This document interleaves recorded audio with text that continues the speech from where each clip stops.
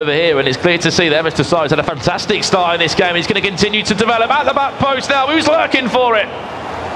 Yeah, these are some of MS Sari's since we've been in the knockout bracket. 6-1 he beat Melbourne City Marcus. He then went on to beat Felipe ABD 7-1. He then knocked out Remy Martin 5-1. And now he's leading 3-0 in the second leg. On the other side of it, Goal Machine. It's been big name after big name. 5-4. Oh! We're going back for just an offside in the end, or was it a free kick on the edge of the box? Yeah, free kick on the edge of the box. 5-4 he beat Megabit, 5-4 he beat Gorilla.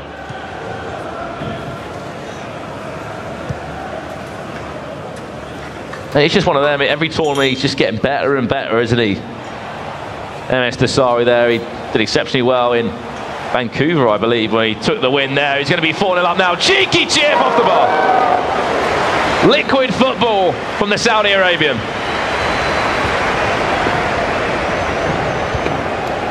So part of Team Falcon, obviously the Royal is in there as well, another Xbox play. Now, imagine sparring against the best. I got the chance to catch up with MS Dasari just before he arrived this morning, before he came to the games. He was a little bit late. Yeah, there was a bit of a catastrophe, wasn't he? He came a little bit late, on the verge of maybe being disqualified. I got the chance to have a couple of words with him. I asked him, are you confident? He said, I think I'm going to win this competition. I think I'm going to go all the way. I've changed formation here and there. I've got maybe 3 or 4 different formations that I can run with. And I'm very confident that I can adapt to any sort of play style that my opponent comes up against. And at the same time as well, obviously that PlayStation leg still to come, obviously, between Dito. There, he was looking at, oh my, surely game over. No one is stopping this man right now. 4-0 up. You've got to ask questions of Goal Machine there. How can he stop this man? Obviously, Goal Machine's gone from being on top in his last game, you know, against Megabit, was really in control, to MS Dasari now literally being in control of this game. Yeah, MS Dasari just seems to be steamrolling every single person that he comes up against. It doesn't look like he can get beat at the minute. But what did we say about Nicholas? We said Nicholas was so-called undefeated, unbeatable. He's out of the competition right now. Ice Vogel did a job on him. And as you said about that, you know, insider information, Dito came over as well and said, you said to him, he's like, do you fancy yourself today? You're a favourite? And he was like, well, to be honest, I'm a little bit worried about Nicholas. However, Nicholas is out of the competition now, so surely Dito might be backing himself. But Zizinho, that man's come on leaps and bounds as well, the Brazilian. Yeah, that's no easy feat for Dito in the other semi-final. The winner of that game will be facing Ice Vogel in that console final a little bit later on today. Obviously in the first Xbox semi-final, in the second leg right now, it is 4-0 in aggregate still. MS Dasari just cruised well, the Brazilian. Yeah, that's no easy feat. Just making it look so easy for him. Marcelo into Vieira. Chance to maybe recycle that one. And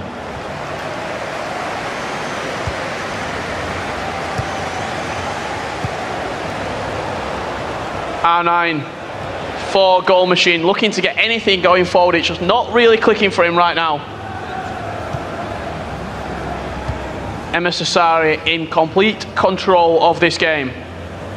Kyle Walker down the right hand side into Henri, looking to make it 5. Look for that runner. Ronaldo is just in front of him. Messi now across, oh, nearly on the rebound again. MS Dasari 5-0 on aggregate now. And this is like, you know, the style of play, the domination he had last year on FIFA 17. Took him a little bit of time to, you know, get in sync with FIFA 18 to start performing at the highest level again. And this is his time. This is when he's starting to peak in the game, and it's all going well for him right now.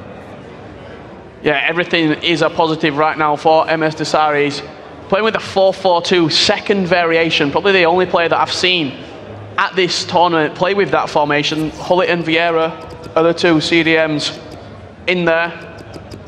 Messi on the left, Henri on the right, and then the 2 Ronaldos up top leading the line for him. I'll be interested to see if anyone copies this formation going forward with the 4-4-2 second variation.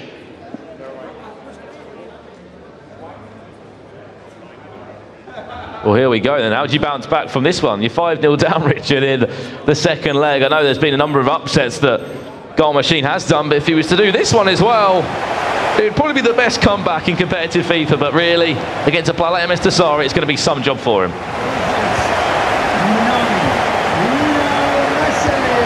Well, I don't know if you remember at ESWC, I seem to remember MS Tassari had a very, very convincing lead in the 3rd, 4th place playoff match. And he nearly threw it away on that occasion. In the end, he did come out on top. Oh, maybe a goal. Go and get the ball. And maybe start something special right now. 35 minutes on the clock. He's losing 5 goals to 1. If he goes and gets a goal before half-time though, Richard, maybe it could be game on. Don't count this man out yet.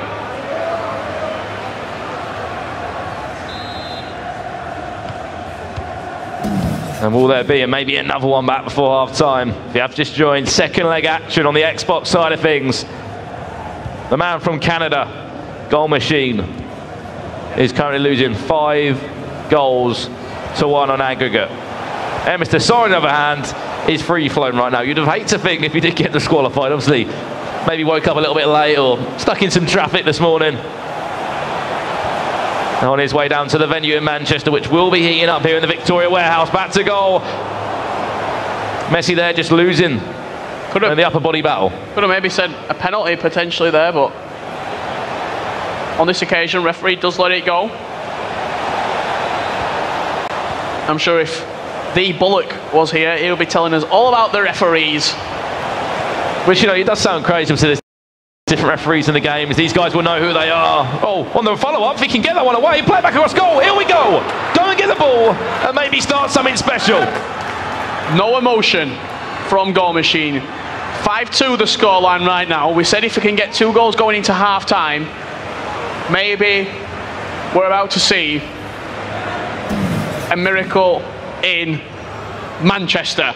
Well, we've all been there, actually, you know, playing in the casual way, and we've been 3-0 up early on as well. I know this was a 5-goal difference. That bit of doubt in your head, every time you concede, it just grows a little bit more, and you're thinking, what can I do? What can I do differently?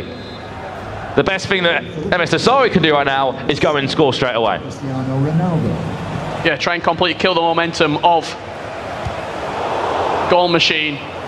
But he's won the ball back once again from Tassari's kickoff. If he makes it 5-3 before half-time. Oh my God, he could as well. Ronaldo, whip it across the box. There we go. Maybe Messi there doing his defensive duties. The pressure still might just hang on this man.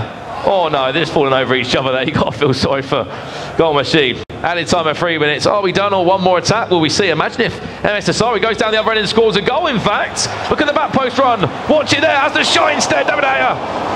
Fall into an acrobatic save right now and just get rid of that ball. Goal Machine. Half time here.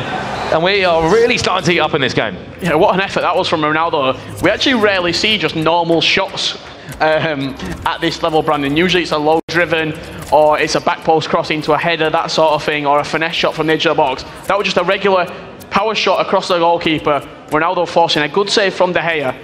5-2 the scoreline. It's gone from a sliver of hope to a bag of hope. That's what I'm going to say. Slowly, you know, gathering up some hope, I'm presuming, in that way you've put it there, Richard, but hope is on the cards. Well, if he gets the next goal early on before the 60th minute, he'll only need 2 more, and then we'll be going to extra time. And it would set us up for a very interesting semi-final on the Xbox side of things. Birdcam, I know he's a fan of him, in fact. Will we see some super subs him? Well, maybe. Who was that on the floor there? Carl Walker, yep, he was just throwing himself at that one. Everyone is just defending with their life. But MS Tassari, I wouldn't mind seeing an Alessandrini soon, a Lozano, or even at least a Mohamed Salah, just to inject that bit of pace, that bit of energy. The thing is with those sort of substitutes, though, they're only that effective when it's late on in the game. There's no point bringing on an Alessandrini or Lozano at half-time, because they're not that sort of impact player. They're an impact player who's going to capitalise on low stamina, low fatigue. Just drive. Here we go. Just caught in 2 minds. They were able to drive forward, of course, because he would have been on a Messi's right foot there. We know, obviously, they're looking at percentage-wise of a chance going in on that right foot. Wouldn't have been too high. And there we see the pause cued from Goal Machine. Is that time for the super subs, maybe? Hill to hill from Ronaldo. Back post, if he can find it. Surely game over. Ruin it! Bullet scores. And now we're back to a 4-goal difference. 6-2. It's just all too steep of a hill right now for Goal Machine to climb. 4 goals deficit with only 35 minutes left on the clock. We talk about super subs. This needs to be something very, very special if they're going to get back into this game. You see the formation, switched into a 3-4-2-1. Has to go for it. It's a semi-final game. If he can create a little bit of magic and get back into this game, people are going to be talking about this for years to come. It would have been an interesting spectacle if it could have come off Richard. However, now, I had a feeling that every goal that Goal Machine was scoring, there's a little bit more hope, wasn't it? It's just as we slowly went along, a little bit more hope, a little bit more, maybe confidence was coming, but that is what MS Desari had to do. Just to say, you know what, no, there's not going to be a comeback, there's going to be no upset here. I'm going to go and win this game. And surely now, time should be running through, and you can just see the PlayStation, other semi-final loading up shortly. That'll be Dito up against Zizinho. I'll tell you what, great composure shown from MS Desari there at the back post. A lot of people would have just done the first time shot with Hully. He brought it down, made sure that the chance was going to be a 95% chance of going in, and slotted it away easily past the goalkeeper. And there we have seen Alessandrini on now. You can see Mohamed Salah as well on the far hand side. And Lozano, now if it is just a case of getting them on the field, give them a run out at least in the semi-final. They've done great things for you so far in the competition, and they've really showed, you know, just the full range of players you can use on Ultimate Team, especially as impact substitutes. You know, we've seen Leroy Sané's in the time, we've seen obviously Mohamed Salah's we can see right now. There's always been a handful, isn't there, of substitutes you can use. Pele as well, often used as a substitute. Yeah, with the players with their unlocked accounts at the events, pretty much can use anybody off the bench. I think for me it'd be players with really good high pace who can make an impact late on. A Leroy Sané, as you said, a Mohamed Salah, that 84 Lozano, and if that Lozano does get a Team of the Season item, that's going to be something special. That'll be incredible. You're going to be worried to come up against that. I think someone once said he's a bit too fast for the game at the moment. He keeps on getting these new FUT items. Oh, MS Desari off the post and in. It doesn't matter how they go in. I don't know where he's shaking or where he's celebrating at, but at the moment, that man is on his way to the Xbox console final, and maybe we're seeing the MS Desari from last year again. Yeah, given that where he's come from, MS Desari from Saudi Arabia, is not eligible to compete in all the tournaments that are put on, but right now he's taking every single opportunity he can get. Top 3 finish last week at ESWC. Right now here in Manchester, guaranteed a top 2 finish on the Xbox. And there is obviously we said about all these qualifiers happening all over the world. There is one in Saudi Arabia, I believe, coming up shortly. And over the next few weekends, big prize pots over there. I think we reported of an equivalent of £120,000 for the winner. And I think the Rural will be playing in that, especially MS Desari, even if he does win this competition. Obviously, he's already got that playoff place. Maybe a goal for Goal Machine, just to give him a little bit of something to walk away with. He should be proud of himself as well. For me, 4 goals in this time would be a job for him, but he's got that playoff place, which everyone comes for at the end of the day, Richard. Of course, it's great to go and win the event, but if you're a top 8 player out of 64, out of millions that have tried to play for Champions Online, you should be proud of yourself at the end of the day. Yeah, every single player who made it to this event should be proud of themselves, but there's a difference between being proud of yourself and when you get to this stage of the tournament, you want to go and win it. You want to bring home the trophy for your friends, for your family, and that's exactly what MS Desari wants to do right now. He'll be facing the winner of Millennium Herozia and Nicholas Razek in that other semi-final. What a game it will be, obviously. Razek up against Herozia, a Frenchman from Millennium. And you've got Nicholas Razek, did exceptionally well in Barcelona as well, and it's no surprise again why, you could say he's cleaning up.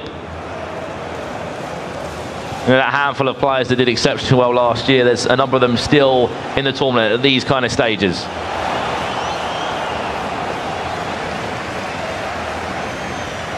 It's just time running out now. But what I find really interesting, Richard, as well, obviously we might see some more players towards the end of the day, but the amount of players that, you know, when they're out of the competition, they won't come back maybe and watch. They might not. So they've got maybe someone from the same nation that might go and support, because, you know, it means a lot to these guys. They don't want to come back and watch someone else that's knocked them out of the competition, do they? They want to go back and look at what can I do better next time? What's my next competition I can play in? You know, that's how serious this e-sport is right now.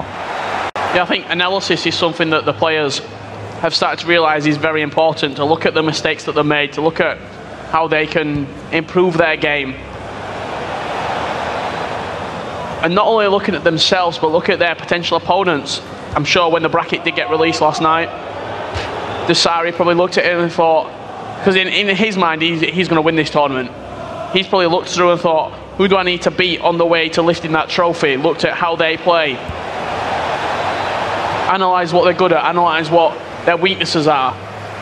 And right now, nobody really has stood any chance against Desari. 5-1, 7-1, 6-1, all scorelines that he's won by to get to this place in the tournament so far. And he has been really impressive as well. Mr. Desari, he's been hitting that form, as we'll say, as many times as we need to. Players are literally hitting their form right now. In the whole game cycle of FIFA 18, obviously, since it came out in September, you know, people go through, you could say, little spurts of, you know, playing well, then they drop off for a little bit, then they, you know, start playing even better. This is a perfect time to really hit that form at a major event, Richard. Oh, wow. Oh, wow. That is superb. Stay composed on that left foot, Messi. Send yourself into that final, even if it takes a trickle off David De Gea. Just an extra one to add on to that scoreline for that man. Yeah, just one game too far in the end for Goal Machine, but he'll be very, very happy with the performance he's had so far to finish in the top 4 Xbox players. From being a relative unknown at Bundled Esports right now, they'll be moving forward. Oh, we'll be proud enough. You know, he's representing his home country, of course. You know, there's not maybe loads of top flight players out of that Canada region, but he should be really proud of himself. Beat Unilag Gorilla. You know, beat a number of other big names in there as well. Beat Megabit as well. That's not going to be an easy task. And now he will be back for the playoffs, wherever they will be. Obviously, that's yet to be announced and when it will be. However, that's going to be an unbelievable tournament as well.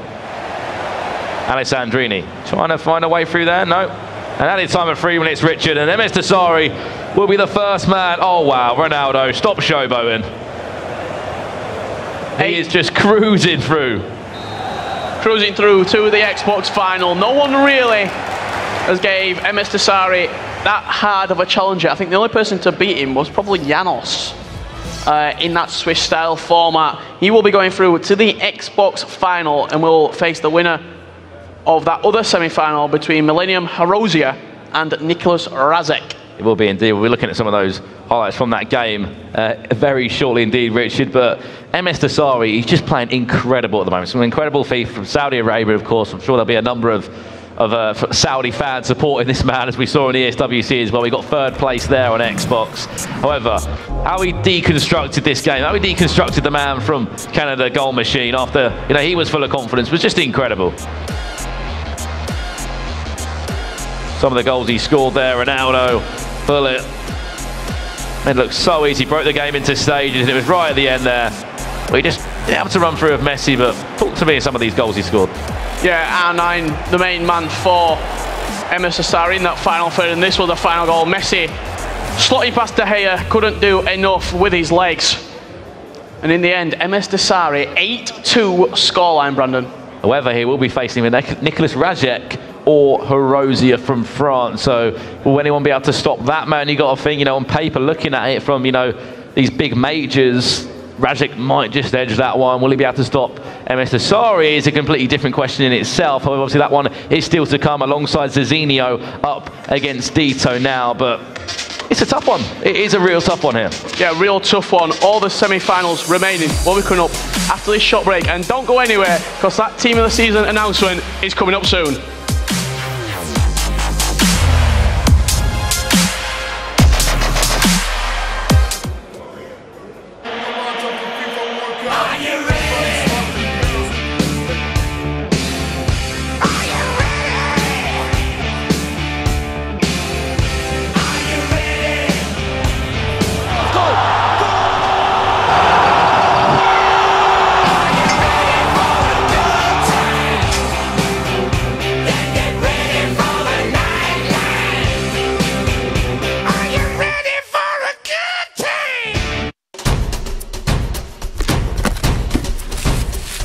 Being a kitman is key to the overall morale of a team.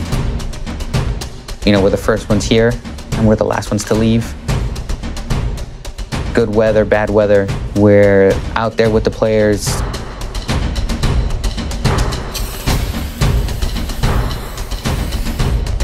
My name is Sean Ruiz. I'm the equipment manager for the New York Red Bulls.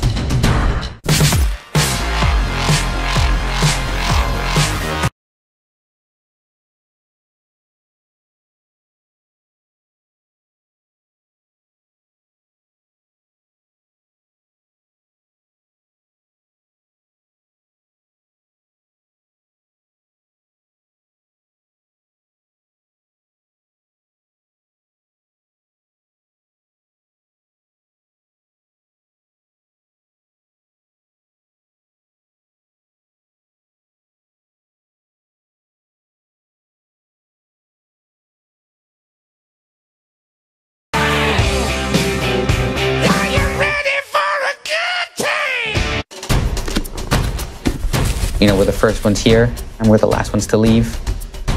Being a kitman is key to the overall morale of a team. Getting kits ready is something I take a lot of pride in. My name is Sean Ruiz. I'm the equipment manager for the New York Red Bulls.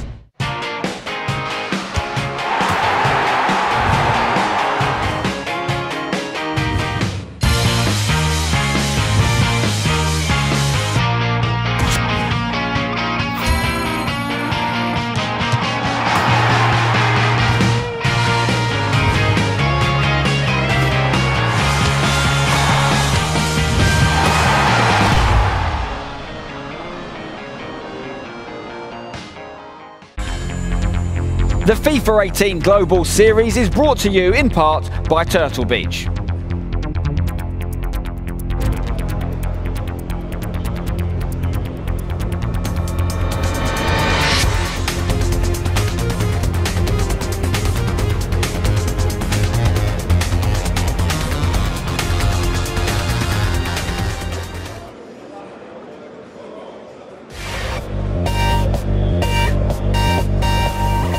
Guys, welcome back to the stream, and I've got a very special announcement for you. An announcement I've been waiting to make for a while today. We got the Maverick Wolves over here and a very special guest, professional pack opener, Bates 87. Bates, how you doing today? Yeah, good. Enjoying the atmosphere here. Tension can be cut with a knife.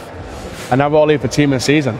Exactly. Team of the Season, guys. We have announcements to make. Team of the Season is coming April 27th. That is right. Team of the Season, April 27th, and it's starting with the community team of the season. So as we all know, as is tradition, the community team of the season is voted by the community, and this time it's a bit different. There's not going to be a gold, silver, bronze team of the season. It's going to be a squad of 23, and it's voted publicly on FUT Head and FUT Wiz, and you can vote right now. They'll be tweeting out those links. Go vote for those players. We'll be talking about them in a second, some of the nominees, but if someone, sorry, let me go back. The team of the season community, those are for performance, players who have not gotten a performance-based inform before today. So if they do get a performance-based inform by like next week, they'll still be nominated. So we'll take a look at some of the nominees now that you can vote for, but don't forget, April 27th is community team of the season. Now, let's see some of these players. The goalkeepers, we got Courtois, Oblak. What do you guys think of them? Bateson?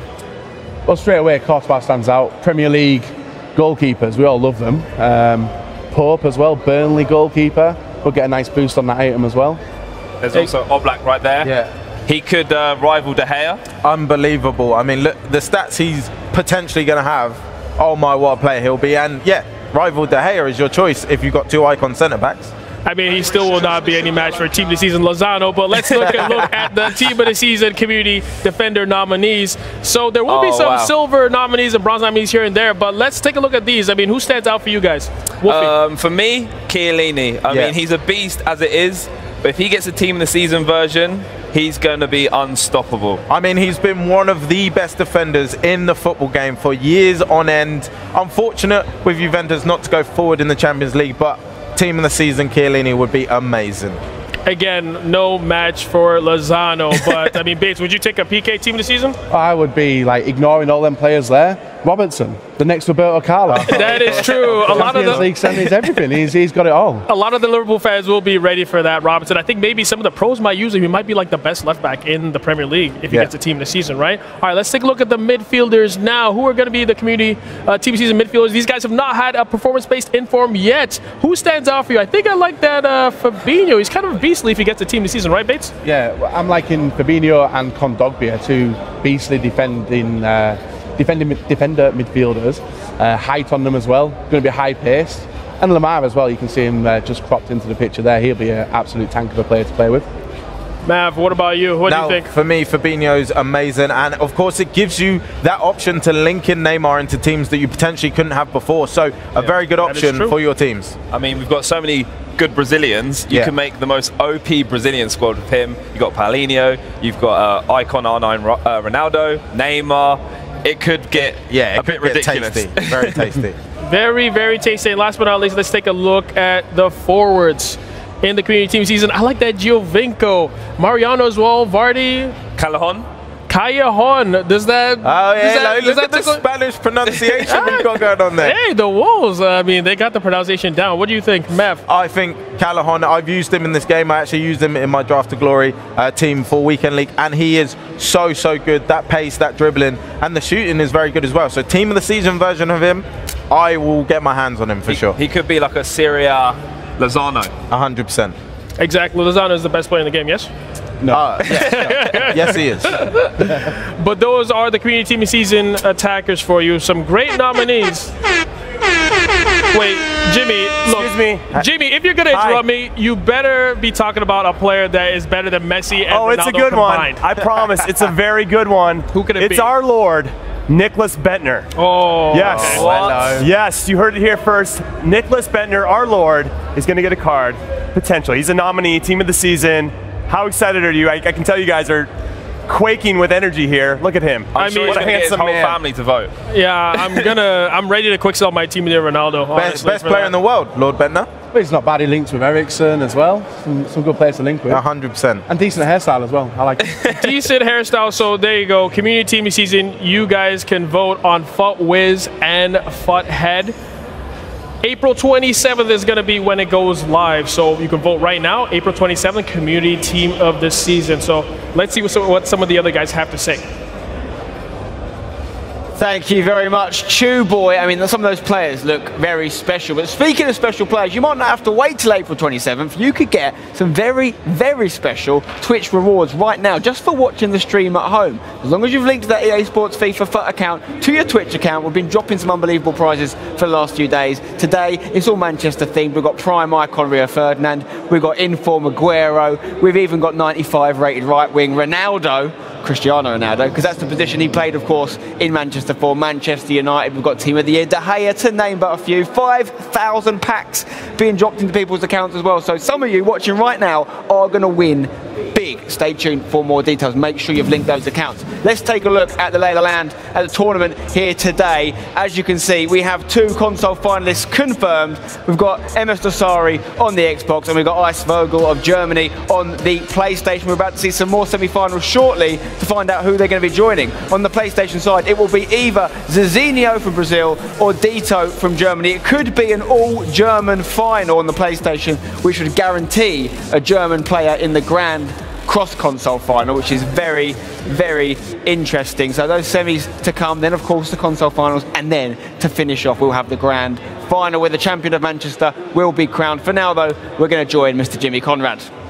Thank you, Spencer. Thank you very much. Yes, I'm here on the couch, and I'm feeling a bit lonely because I'm by myself, but with all the action that's happening, I'm not really by myself. It's all going down. I hope you guys are linking your accounts so you can get in on those Twitch drops, a lot of special cards, all these Manchester players.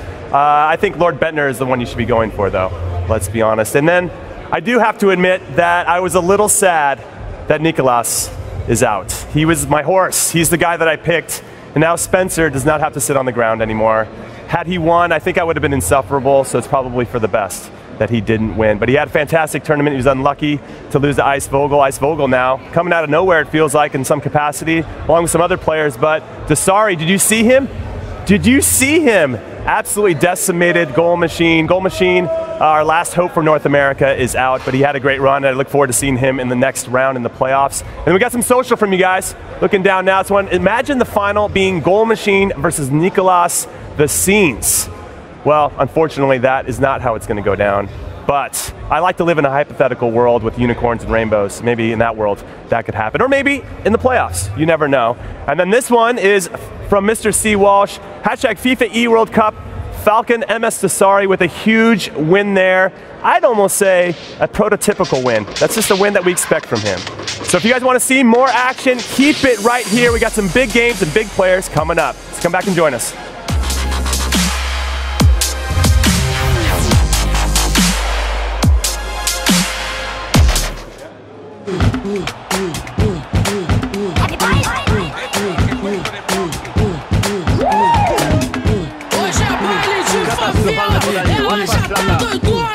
Abre espaguete, pensando que era madura. Essa novinha, tô safada. Ela quer sentar. Quando o Xuxo começa a rebolar. Até a mulher caçada tá perdendo a linha. Os 762, se ela esquecer a família, ela desce nua, ela sobe nua, ela quica nua.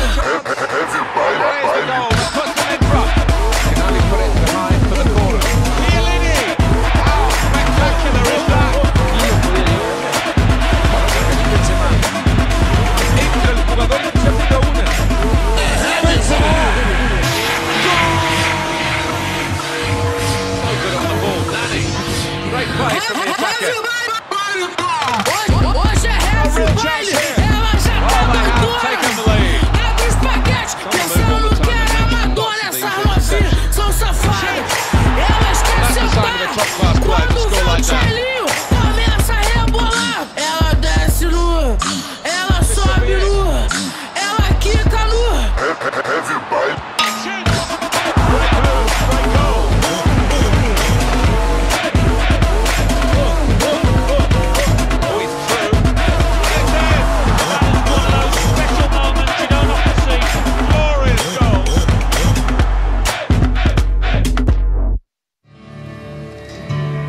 The most important piece of kit is your boots.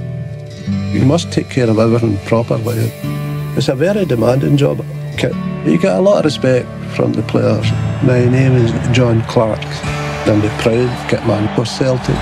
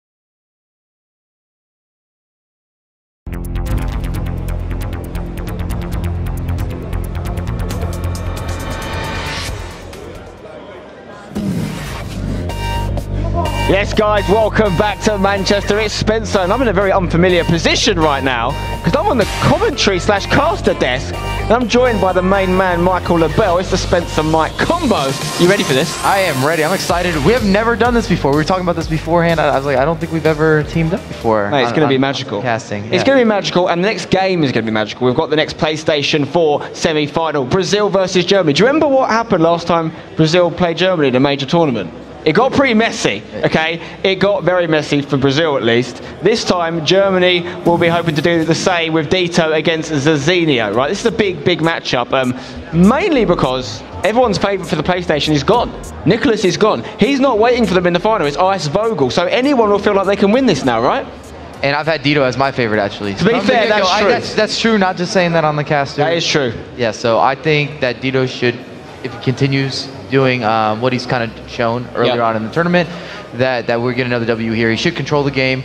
I think the key for Zizinho is disrupting Dito's very controlling way of playing FIFA. I'd actually put him as maybe the best possession player we've ever seen in any FIFA installment period of all time. That is a massive shout. He's won the World Championship a couple times. I've been there for the World Cyber Games victories. He's been top 3 at multiple world events, and I'm sure that he's here to win it. If he doesn't win an event, he's disappointed. And I think having that expectation of yourself, it kind of brings you to play your best, and I think Dito's going to do more of his controlling possession play. Okay, well, one man that'll be trying to stop that happen is Zizinho of Brazil. Probably surprised some people by going this far, I think it's fair to say, but I'm interested to know, both of these guys come from countries with very strong footballing identities. How much do you think these guys play FIFA like that, in the sense of Brazil known for their free-flowing attacking football? Germany are known for a kind of more slower build-up, patient possession play, which we know that Dito does do. Can we expect to see some of that sort of attack mentality from Zizinho here? Absolutely. I think that's a good way of looking at it, actually. And we see a lot of the Germans doing well at tournaments with that structured play, that they have that parallels in real football. Yeah. And Zizinho, of course, trying to stop an all-German final on the PlayStation, because if Dito gets through, it will be Dito versus Ice Vogel, guaranteeing a German a spot in the grand final, which is massive for Germany, who you probably have to say have been the dominant country in this tournament in Manchester. Yeah, I'd say the 3 representatives have been Germany, France, and the UK, in terms of having the most players, and a lot of notable players as well. Yeah, and UK not doing as well this time as they did in Barcelona. Obviously, Tex winning it in Barcelona. Harry got as far as any other Brit, or further than any other Brit this time, but was unable to beat Hiroja. But this is Zizinho versus Dito in the penultimate semi-final here on the PlayStation. We've got one more semi-final to come on the Xbox later. This is Zizinho of Brazil in the red shirt, and Dito, of course, recently signed for Manchester City in the Man City kit.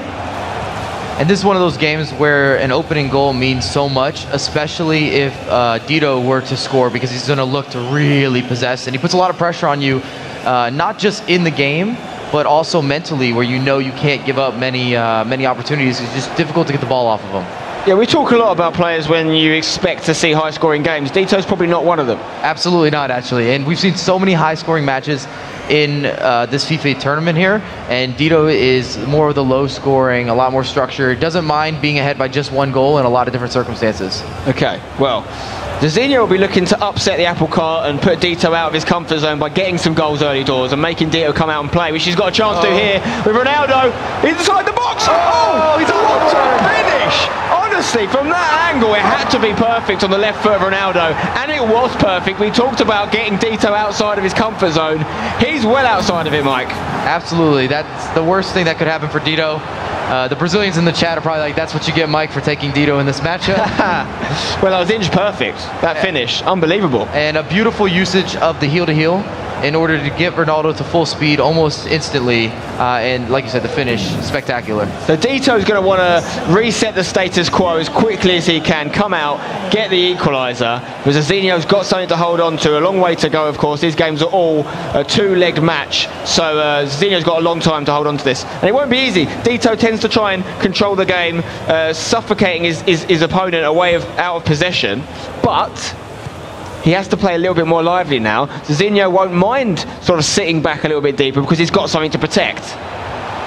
This has to do wonders for Zizinho's confidence, knowing that he can expect... almost a mistake there. That he can expect Dito to attack, to be a little more forward with his attack, a little more direct and maybe decisive even, as opposed to going side to side and really working it slowly. And it will give Zizinho a rare opportunity probably to try and counter Dito, who usually wouldn't come out. He's going to leave some gaps, and this is a chance now for Zizinho to do just that in the red, with Kyle Walker playing it down to Thierry Henry on the right-hand side, inside to Ruud Gullit here. What can Gullit do? He finds Vieira. It's a team laden with icons here, but it's Messi, the the living legend who plays it to Ronaldo. It's coming through to Ronaldo. R9 makes it 2-0, and Dito is on the ropes. Brazil getting their own back for what happened in the last World Cup. Fantastic stuff. Little bit lucky here, has to be said. He was tackled and it fell perfectly. And if it's going to fall to someone in the box, you want it to be that prime icon R9 who gets the finish. 2-0. I feel like I issued the curse of the commentator to Dito. I gave him all these superlatives, and here we are. He's down 2-0 early on, and I think this is a really bad position for Dito, mainly because he's not known for his quick tiki-taka play. He's known for good defense, being able to press on defense as well, and then, like we said over and over again, his ability to hold the ball and to be very patient. Yeah, I mean, it's Brazil versus Germany, Zizinho versus Dito, it's attack versus defence, and right now attack is winning, and Dito has to do some attacking of his own if he's going to come back in this one. And you have to say, if Zizinho goes through, and it's Zizinho versus Icevogel in the final, as much as these two are great competitors, no one would have called that for a PlayStation final, would they? And that actually makes me want to ask you a question. Who did you have as a player maybe to watch at the beginning of the tournament? Oh, he's definitely back in it. He's got a lifeline. He's not going down without a fight. No emotion on that face. I don't think we'll see any emotion until he, or if he, lifts the trophy at the end of it. But the decent goal there. It's a very tidy finish with Ronaldo. He's back to goal. 2-1, game on. Zizinho's not through yet. Dito is going to fight to the end here. What were you going to say, Mike? Well, I was going to say Dito's one of those players with the lack of emotion. You have to ask him to smile for a picture. Hey, man, look like you want to be here. It's just how he is. And I was going to ask you about players that really surprised you in the tournament. Because we've been here from day one. We all threw out different types of predictions, players to watch. Is there anyone that really surprised you? Because you were talking about getting into a final that nobody predicted. I think the two main ones for me were both on the Xbox side, the two North Americans. I think Goal Machine of Canada and Remy Martin, who are both out now, of course. But Goal Machine particularly is an interesting one. We talk a lot about the fact that he was playing some of the less popular choices when you've got every player on FIFA open to you. To have Alessandrini, to have Lozano, to have Solar even coming on, and scoring big goals for him. He went a little bit against the sort of fashion of other players, but I would say this, I've said this before and I'll say it again. I've seen people do that a lot of tournaments. On Early Airborne we talked about earlier. I remember Vitality Brian back in the Gfinity days doing the same thing, playing Zlatan when no one else was. In my experience, they don't tend to win.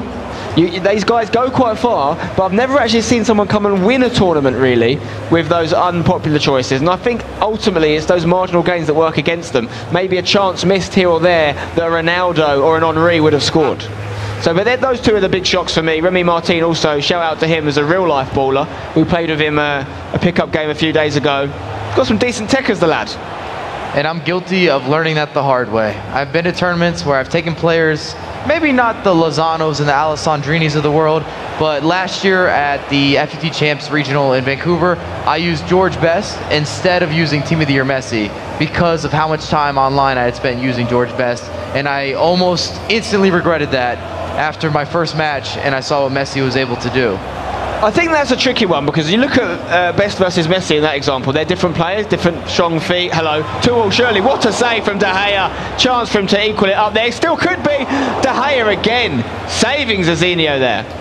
Yeah, I think when you've got two players that are different footed or different sizes in terms of physical stature, Messi, you could argue, could be worse than Best in certain situations. But when you've got a striker like Alessandrini, he was playing up front, or Lozano or Solar, and against someone like a Ronaldo, there's really nothing that R9 Ronaldo can't do that the others can, especially with a 5-star weak foot. So that's where I think the choice just becomes obvious. Even if you haven't had experience playing with him, he can do everything Solar can do, right? Maybe not quite as fast.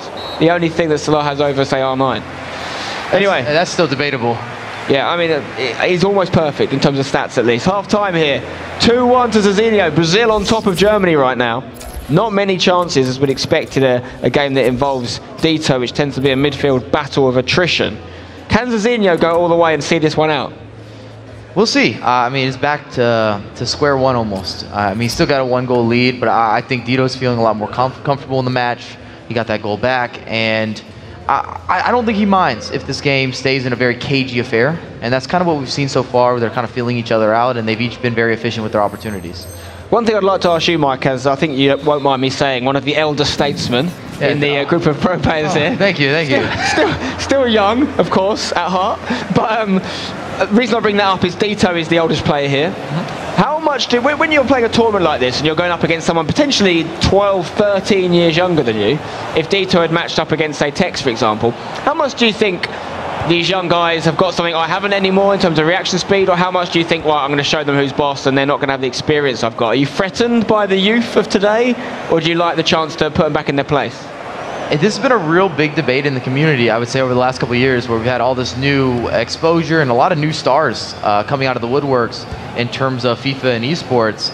And it is, do you take the wise pro, whether he's young or old, or do you go with some of the new guys that you're seeing these online results, or they're winning cups as a potential player that can get the victory? And I think it's been a really tricky debate, because we've seen both situations, right? We've seen the wise leaf, or the wise fox or something, come out of here and get a W, the old guy with a lot of experience, and then we've also seen these new faces develop and become stars in the community. So I think it's very subjective, person to person. But I will say this about Dito. What a save again for De Gea, who is having an unbelievable performance for Zizinho right now, keeping him in the game. Dito has been woken up by that second goal of Zizinho, and it's another save for De Gea. Unbelievable. What a save on his right-hand side. Incredible reactions. And he's going to, he's playing with fire at the back there, Zizinho, making passes in his own box, which could have cost him, but he's got a chance to counter here. Messi's running away from Cristiano Ronaldo. Kyle Walker into Ruud Gullit. Back to Walker. Ruud Gullit on the ball. He's pretty much an ever-present player in everyone's squad here in Manchester. R9 into Messi. Still Messi, makes space, finds R9. And Valencia's going to pick this one up for Dito here as we reach the last half an hour of this first leg on the PlayStation semi-final. Whoever wins this game will be going through to the PlayStation console final and playing the German Ice Vogel, who managed to beat Nicholas of Argentina, which no one saw coming. I think I'm right in saying that not even Jimmy Conrad was alive last time Nicholas lost a game. So I like that. Yeah, statistically maybe not true, but it's got a good ring to it. It sounds good. Absolutely sounds good. And I will say this, over time, Dito's style has always been the same. Since I've known him, I've probably known Dito for 5, 6, 7 years, right up there. Uh-oh. There it is! It's a Desmond Tutu. He's made the comeback. Back in the game. Oh. You're talking about Dito's style being consistent. Is that strength or a weakness? Like, is it show that he can't adapt, or does it show that he doesn't need to? That he doesn't need to. I think his mental strength is what kind of separates him from a lot of people. And at this level, I feel that all the players have the ability. And it's a matter of, are you winning or losing those mental battles? Do you feel that you can actually win this event? Do you actually believe that you can win this event? Or are you happy to be there? Are you happy to be top 8? Are you happy to be top 4? Are you happy to be in the final?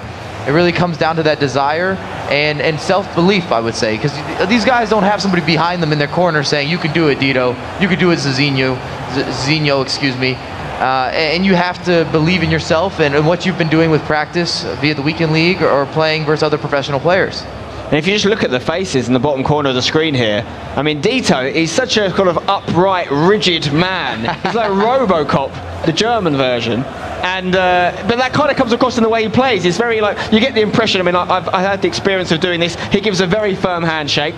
You know, he's not going to mess you about. You imagine he'd be very good with numbers. If it came to doing his accounts, he'd be fine with them. Look at it, he just looks like a solid individual. Whereas Zizinho looks much more like a young, you know, football-loving kind of kid who's getting out there and playing the game he loves. But right now, you have to say the momentum's with Dito. 2-0 down, gets back to 2-2.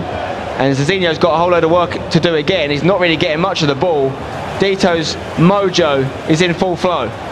And just to remind you guys at home, if you're just tuning in, Dito is in the Manchester City kits in blue, and Zizinho is in the red kits. Here we go, Neymar on the ball here for Dito. Is he going to take this 2-2 into the second leg? Maybe he'll be happy with it considering the way the game started. Or maybe he wants to get that advantage against Zizinho. Inho in Brazilian or Portuguese means little, so I wonder if his name's Little Zez. Little Zez. Like Ronaldinho is Little Ronaldo. It's like a rapper. Little Zez. Little Zez. 23. Here we go. Ronaldo to the other Ronaldo. It's the two Ronnies linking up, and Neymar's shot saved. De Gea, player of the game so far for Zizinho, you have to say. Incredible build-up play there from Dito. Very patient. We'll see if Zizinho can maybe steal something at the end and reclaim his lead.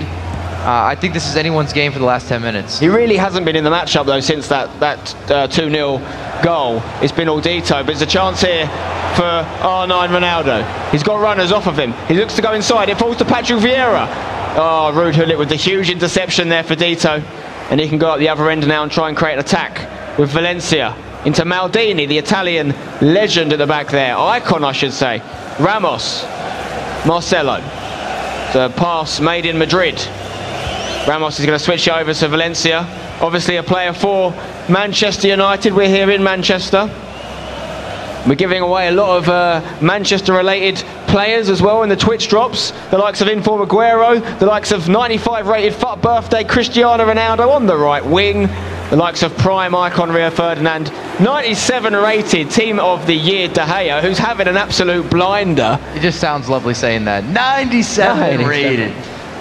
Some people I've noticed in tournaments, I think we've seen it less here in Manchester, we definitely saw it in Barcelona though, prefer to use normal De Gea to 97 rated De Gea. Is that something that you subscribe to, or would you always go with a higher rated version? It's all in your head. Yeah. Wherever you feel, I guess, works best in your squad, but it's really another one of those heavy debates. If you look at the stats, of course the 97 rated is better, but not everybody uses the 97 rated. Oh, straight red. Okay. It is the 90th minute though. Yeah, it's not going to carry over. But it's the centre mid Ronaldo, at least he's starting him in centre mid, probably for chemistry reasons, that has been sent off for Dito. Now, surely he just tries to close this game out with a few minutes left, down to 10 men. Nothing, I mean, a goal for Zizinho could be fatal. It could be fatal. I mean, I back Dito to come back and score in the second leg when he gets his 11th man back. But still, you want to go through, it will feel like a win considering he was 2-0 down. Yeah, I was going to say, I think Dito has to feel like this is a win. Yeah. Being able to bring back a match from that 2-0 deficit. And I think he did it in an impressive way. It seems like after those initial 2 goals from Zizinho, it's been all Dito. Look at that posture from Dito. I mean, he does yoga. If he doesn't do yoga, then, I mean, fair play to him. But he's got a stiff chair that he uses or something. He's very upright individual, great member of society. But is he going to make it through to the final? Right now, it's all even with him and the Brazilian Zizinho. Minutes left, or seconds left even, of this first leg. And Zizinho, I'm not sure if he's got the mental strength that Dito has. You know, has he been in this situation time and time again over the last decade that Dito has? Maybe not. But maybe this could be the young guns' opportunity. But he's representing his country, man. He's holding. He wants to bring them to glory right now in this tournament. And there's a lot of Brazilians watching. Absolutely. There's a lot of Brazilians in Zizinho's corner. I'm sure the Germans are for Dito as well, but there's a few Germans left in the competition. It's split. That support is not all for one man like Zizinho's got right now. And even in the competition, there were so many German players across the board. PS4, Xbox, all of the above. So they might feel like they had every opportunity with representation. Can Zizinho nick a late winner in this first leg? He's got the man advantage in injury time. It's Vieira on the edge of the box as he looks to be... Oh, he's gone through there with Messi. No. He's trying to just put a little bit more energy, a little bit more potency into his attack because he knows he's got the advantage, but Dito shuts it out. He almost got caught napping there. He did an offside trap and he had realized that he mistimed it, so he brought one of the players back and made the tackle. Amazingly there, Dito with just 2 shots. Sorry, Zizinho with just 2 shots and 2 goals, whereas Dito had, I think, 6, and we saw a lot of saves from De Gea for Zizinho. So if Dito can shut out Zizinho in the same way in terms of giving him not that many shots, I can't see Zizinho winning it because even Zizinho's first goal was almost like a 10% chance of going in. The left foot, very wide angle. If he gets that chance again in the second semi, I don't think it's going in.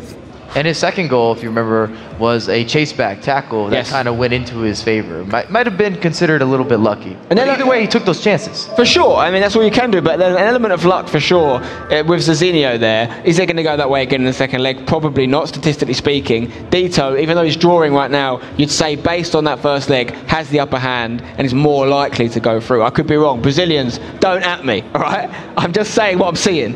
Would you agree? I'm with you, but I mean, we start fresh in the second match. You guys in the chat, what's the next game going to look like? Give us your score predictions. Let's see if you guys are right or wrong. I think Dito's got to be the favorite, but experience only goes so far sometimes. These are Zizinho's stats: 64 goals for, 54 goals against, average of 6.4 goals per game. Lots of green W's, a couple of red L's in there. He's lost some matches, as everyone has. There's no one left in the tournament unbeaten. I think it's good to lose a game or two. Well, that's what's the beauty of this format, particularly the Swiss format, is you don't have to be unbeaten to win the tournament. You just have to win the games that count. These guys have all done that to get this far. This next semi-final leg is a game that really counts. Okay, it's 2-2, so it's all to play for. But I think we need to see a bit more from Zizinho personally. I don't think he created enough chances. He was more efficient though, and being clinical always counts in tournaments. Can De Gea have another worldy performance like that for Zizinho though? I mean, a lot of those chances could have gone in. If they'd gone in, you wouldn't have really ruled it past him. You would have said fair play to Dito. And he was a little bit unlucky maybe for no rebounds.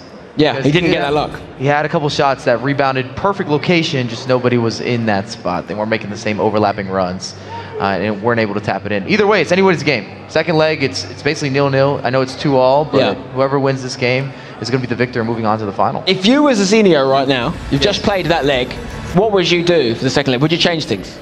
I don't think I necessarily have to make adjustments in Zizinho's case. I just need to make sure mentally that I'm there.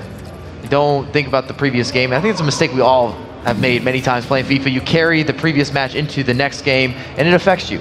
Because he's thinking, I blew a 2-0 lead versus a world champion, someone with all this experience that's been to so many different events. He needs to wash that and move on to this game and be like, I'm Zizinho, I could do this, I'm repping Brazil. Let me get another early goal. Let me put some more pressure on Dito.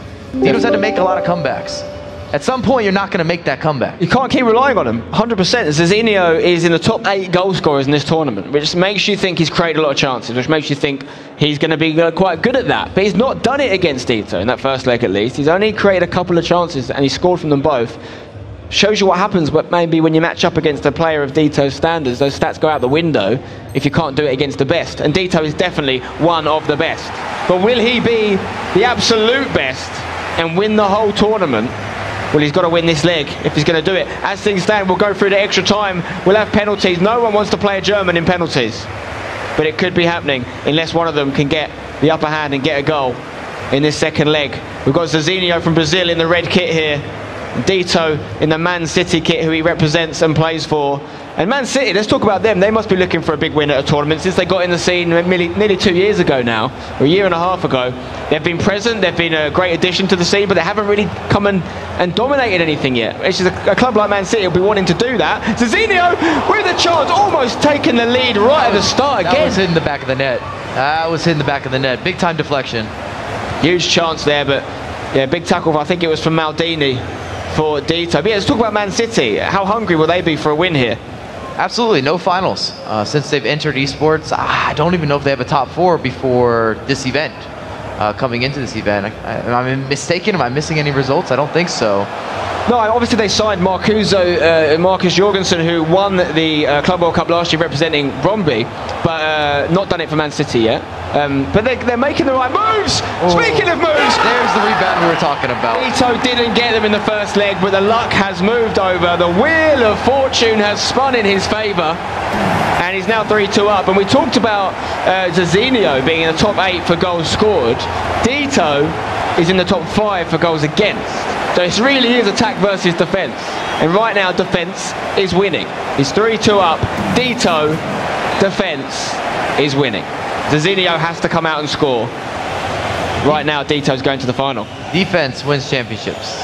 That saying's not just for I guess the... Not just a cliche, it means something, and I'm expecting Dito now to go into heavy possession mode and to put more and more pressure on Zizinho in terms of eliminating how many chances he can create. And if I'm Zizinho, I got to make sure that I'm very patient when I do get the ball, that I don't rush. That's the worst thing you can do against possession players, is rushing your gameplay, because that's exactly what they want. They're holding the ball in hopes that you give it right back whenever you do take it away.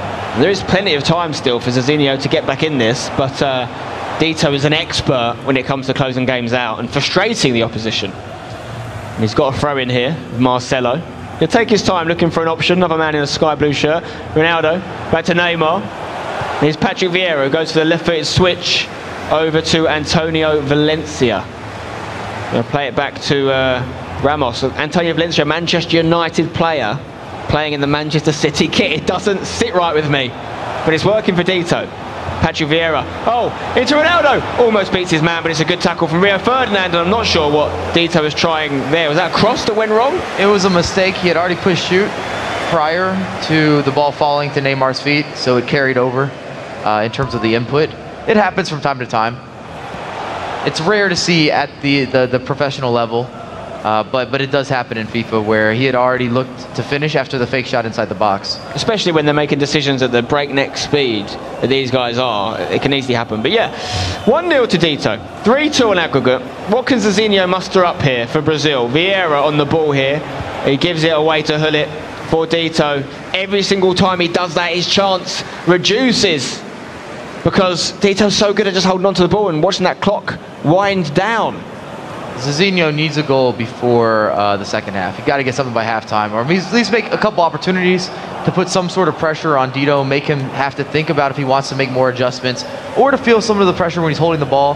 And if you guys are brand new to competitive FIFA, what you're going to see is a lot of play out wide in hopes of getting the ball inside. They're all looking for those little gaps to hit almost a wall pass to the center forward, whether that's Cristiano Ronaldo or the original R9, and they're going to work from there.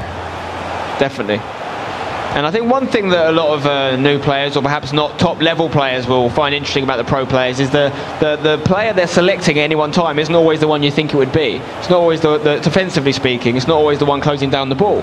Sometimes it's someone else, so they can let the AI help them defend and double up on a player. Here's Vieira. It's a good tackle in the end. We've seen lots of comebacks this weekend. We've seen people come back from 3-4 goals down. But with Dito, the manner of the way he keeps the ball and how good he is at it, would you say that a second goal in this game would kill it off? It would definitely be a problem. I don't want to say it's impossible. I don't want to I don't want to write off Zizinho, but he'd have to make changes immediately in order to try to produce enough pressure. Chance here for Zizinho. If he can get on the left foot of Messi! There it is! 3-0! Unbelievable. Zizinho, he scores when he needs to, this guy. Yes. He's been more efficient, no doubt. I mean, he's very good at this. I mean, that's obviously a left footer in Messi, but he scored from the exact same spot with Ronaldo. He nearly scored another one this game if it wasn't for the Maldini interception. He loves it in that area. And it's a rare mental lapse from Dito there, where I feel like he knew he was left-footed and he switched to the wrong player. He was chasing back with Ruud Gullit instead of having the front man to make that last-ditch challenge, slide tackle, anything in the area. Unbelievable scenes here in this semi-final on the PlayStation side here. 3-3, all even as we approach half-time in the second leg. Dito of Man City versus Zizinho from Brazil. It's a great matchup. I said Zizinho needed one before half. He got it. He listened to you, Mike. Hullet loses the ball now, and you really feel like the momentum. Great defense, man. That was great defense. Momentum seems to have shifted a little bit since that goal to Zizinho, but Dito will be very, very much trying to get a second goal so he can just regain control. But Zizinho's making some big tackles. It's Vieira here. Needs to hold on to it. Maybe even play Dito at his own game. Start frustrating him. How that policy he has of holding the ball and frustrating opponents, how long will Dito cling to it? Will he cling to it no matter what happens, or does he have a plan B? I believe it's also the best way to beat Dito, is to frustrate him in terms of you holding the ball with possession. Fight fire with fire. Absolutely.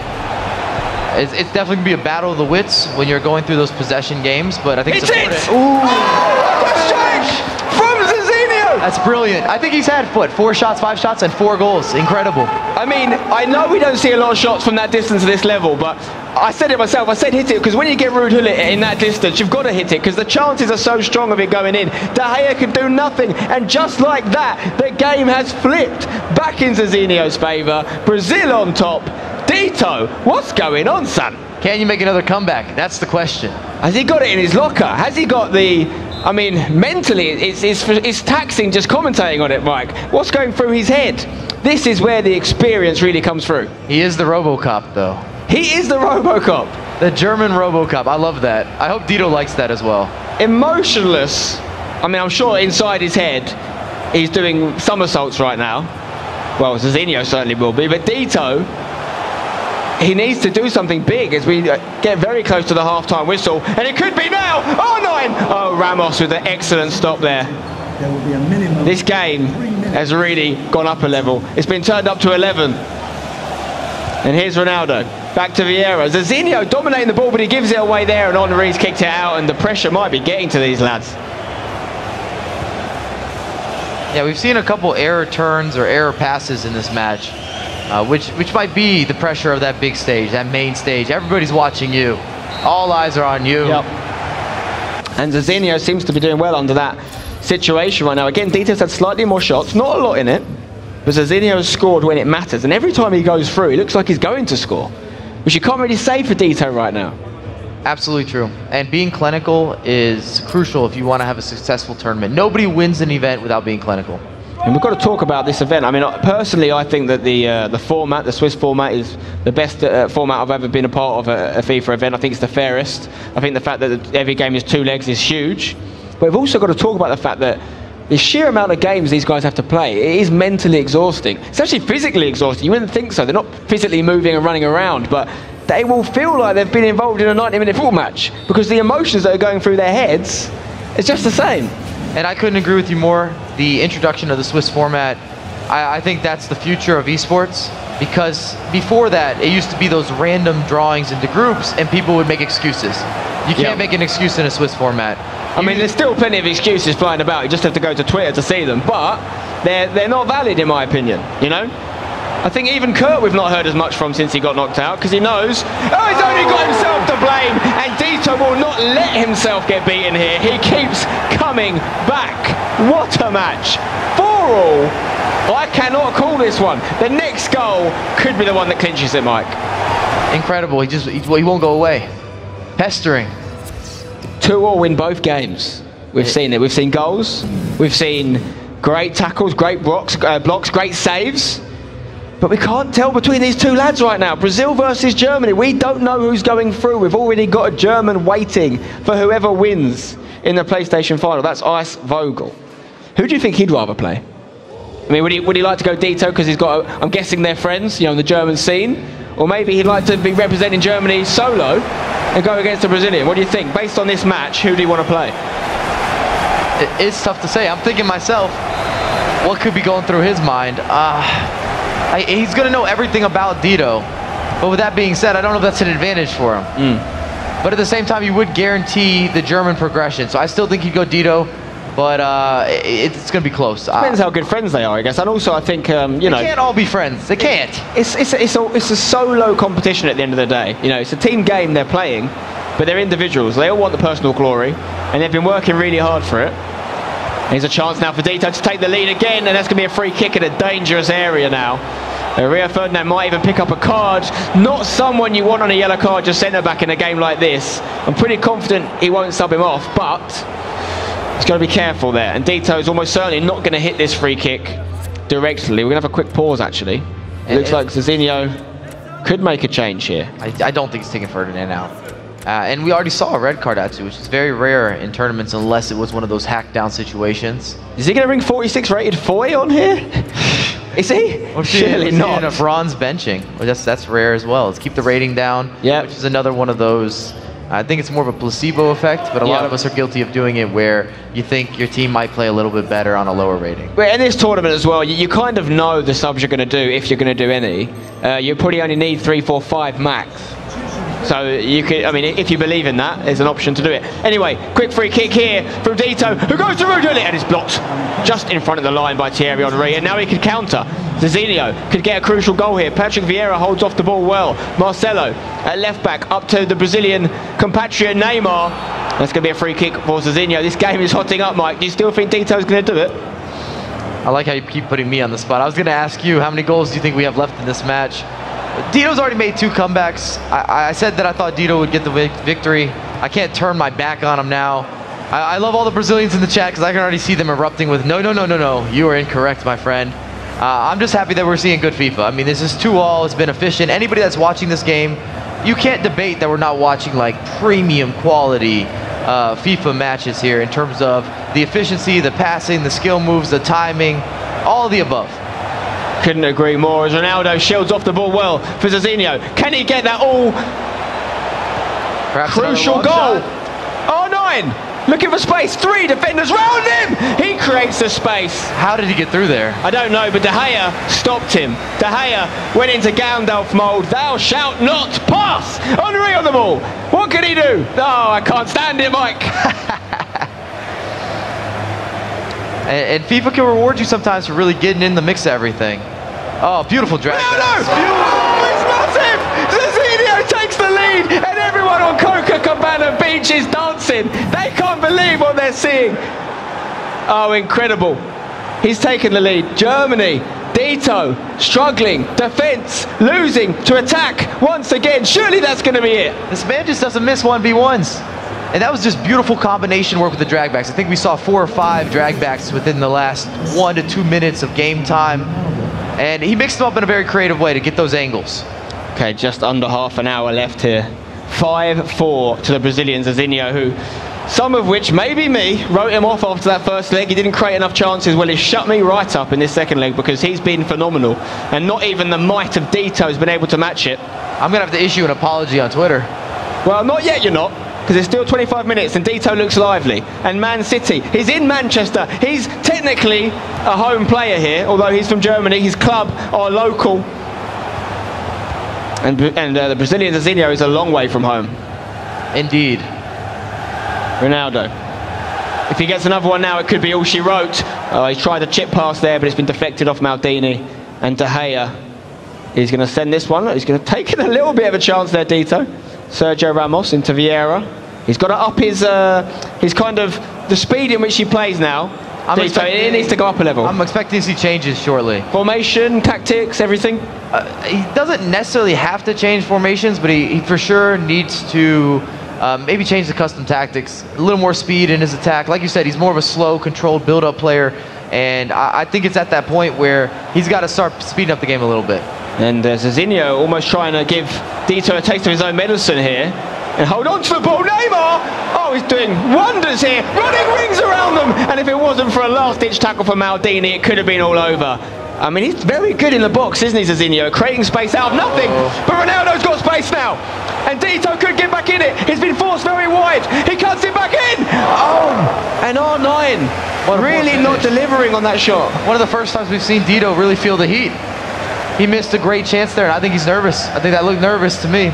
Took it a little bit too early. Yep. Didn't get the precise angle that's needed. And that's what you're seeing with all these ball rolls, these drag backs, these fake shots where the players are stopping and they're popping. They are looking to get the right angle for the shot or the right angle for the layoff. Stopping and popping. Like popcorn. Mary Poppins. Carl Walker on the ball here. Is he going to play it down the line? He's going to go inside. Zizinho is in no rush to get this ball forward. He just needs to hold on to it. He's got all of Brazil cheering him on. Oh, the offside trap. I thought he caught him. That was close. Almost worked against Dito. It's the second time we've seen him use that offside trap and nearly hurt him. He needs to be careful, but at the same time, Dito does have to force things. He can't afford to wait to get the ball back. He needs to get it back in his control if he's going to come back in the match. And he's cued that pause. Let's see what he goes into. Surely he can't stay in the 4-2-3-1. So we're seeing obviously Zizinho's screen here, and he's going to be the one that's going to want to go more defensive. It looks like he's going to go to a 4-4, well, a 4-2-3-1 actually here. That's what I meant to say actually, was Zizinho's going to go into maybe a more defensive 4-2-3-1. He's got reinforcements on the bench. We're not going to see Foy come on, I'm pretty sure of that, but he's got Kante on there, who could be a great player to bring on now with that work rate in the middle of the park. You know, the energy levels you get from Kante. Is he the man he should use? Perhaps, but it's good to have size. Vieira and Hold in the midfield, that's a tough midfield to get through. And right now, we're going to see all that practice if it's going to come through. We'll see Dito maybe making a third comeback or Zizinho closing out the game, but you're going to be living off emotion and also the combination of smart habits and just good instinctive play. At this point, when you have a lot of nerves, and I'm sure both these guys are feeling the nerves, even if we're not seeing them sweating, we're not seeing them yelling and screaming on stage, internally, they have to be feeling this pressure. They're sweating on the inside. Absolutely. Have to be. Not long left here in this monumental semi-final. It really has been a game for the neutral. It's been fantastic. Henry on the ball here for Zizinho. He's going to look to close down the game now, and he's earned the right to. And that defence of Dito is really pushing up high now. Has had to go more aggressive in the search to regain possession. Ruud Gullit turns on a sixpence. Plays it to Ronaldo, goes back to Marcelo, plays it down the line to Ronaldo, who's got loads of space here. And that clock is getting closer to the 90-minute mark. Two people trying to get the ball off Ronaldo, they can't do it, and it could be all over. If Ruud Gullit can get a shot away, Dito needs to clear the ball away, but he needs to keep possession at the same time. He can't afford to lose it here. Valencia, a right back. He needs to get it forward, Dito. You've got all of Germany rooting for you. They want this all-German final. But Zizinho looks like he's going to stop that. Vieira on the ball. Needs to get it forward. Cristiano Ronaldo. Back to Vieira. He's looking around for options, and he's been dispossessed by his opposite number. Wonderful defense. It could be done. It could be finished. Kyle Walker just needs to keep the ball, and it'll be a Brazilian going through to play Ice Vogel. Seconds left on the clock. Oh, this might be it. This might be it. He's kept it. He's kept it. I think it's done. I think Dito's race has been run. Good through ball. Neymar could finish it. Is there time? I don't think there's time. I don't think there's time. He's going to get it forward, but it could be too late. Dito crashes out against your prediction, Mike. Unbelievable. At the end of the day, Zizinho's held onto the ball there, and he's given Dito a taste of his own medicine, and my, oh my, it was bitter. I just want to throw it out there. I'm pretty sure that Spencer also had Dito. He just stayed politically correct in that matchup. How dare you? I have always been a Zizinho fan. I've got a Zizinho poster in my bedroom. He ran me over with the bus. Yeah, he threw me under the bus. It's all good. No, I mean, Dito on paper was the preferred candidate based on his form, based on what he's achieved in the scene.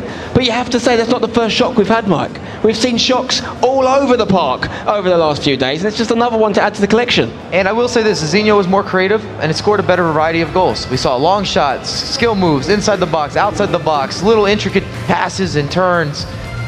And I was definitely impressed. So let's check out the replays if you guys missed some of those goals. Some fantastic goals, some crucial goals. This is a goal from Dito here by Ronaldo. It's a bit of a rebound goal, that one.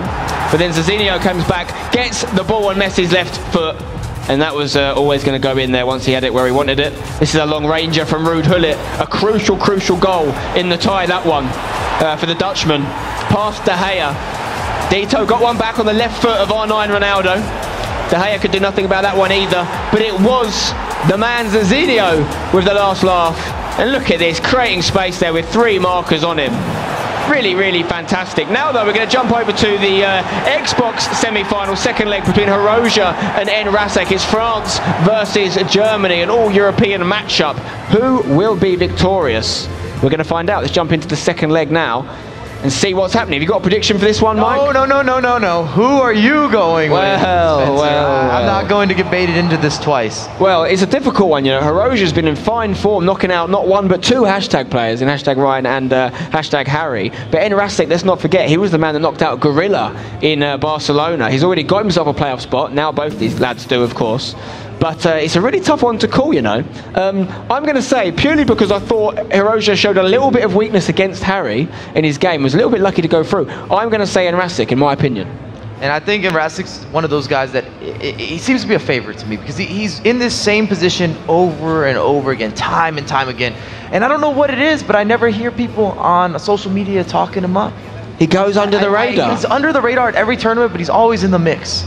The thing is, I'm not sure if this is up to date, but last time I checked, I know that Enrasek was the highest goal scorer in the competition with the most goals for. He will definitely still be in the top 2 or 3, so we're going to expect to see goals. You can see the stats on the right-hand side of the screen now. 74 goals in 10 games, averaging 7.4 a match, compared to Hiroja's 54, 5.4 a match. So 2 goals less, and he's had 1 win less as well. So Enrasek perhaps rightfully tipped for the win, but we've seen plenty of underdogs come through, so do not be surprised if it happens. However, you can see the first leg was 3-1 to Enrasek. I didn't know that when I made my prediction, by the way, Mike.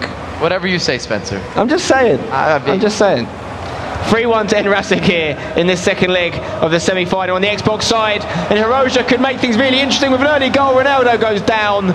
Penalty shout perhaps, but the ref was never going to give that one. That Maldini card is special. Would your centre-back partnership be him and Team of the Year Ramos? As much as I think Ramos is a special individual player, it might be hard for me to get away from Ferdinand. I absolutely adore that card. Also, Ramos has got that high attacking work rate, which for a centre-back, depending on your play style, can be a problem. But when you look at the matches that have gone underway the last few days, you almost need that athletic centre-back. The faster, the better, even if he's out of control, because these games have been so back and forth. It hasn't been a possession battle in the majority of matches. There's been very few clean sheets, and you might get more out of Ramos, and then you have Ramos as an option for corner kicks. He's not going to let you down in any set piece. Chance! Oh, it's 1-0 to Enrasek, and it's 4-1 on aggregate. And Hiroja's going to really struggle to get back into this one now. A very competent performance from Enrasek, and that was a little bit too easy, to be honest. That turn from Ronaldo. Rio Ferdinand not closing it down. We're just talking about centre-back choices. And Rio Ferdinand not doing a very good advertisement for his for his skill sets there. Yeah, it almost seemed like another day in the office for Enrasic, where he made a couple key passes, easy turn, he's going to finish that every day of the week. Yeah, the next goal in this match is really important. If it goes to Enrasic, the German, I'd say it's all over, personally. But if Haroja gets it, it's game on. All you need to do is get that momentum kind of started in your favor, get your confidence right. So if Haroja is able to get a goal, I agree with you, then we do have a potential situation here. We've seen crazier comebacks, but 3 goals is almost that maximum at the pro level when I've been watching these games. Where you still have the mindset and the confidence to get back into a game. You realise, Mike, if Enrasic wins this game, it means that of the 2 console finals, 3 of the 4 players will be German. And that is unbelievable from Germany, to be fair to them. Sounds like we need to see what's going on in their training camp. What are they doing in Germany? What are these guys eating? Because it is working for them.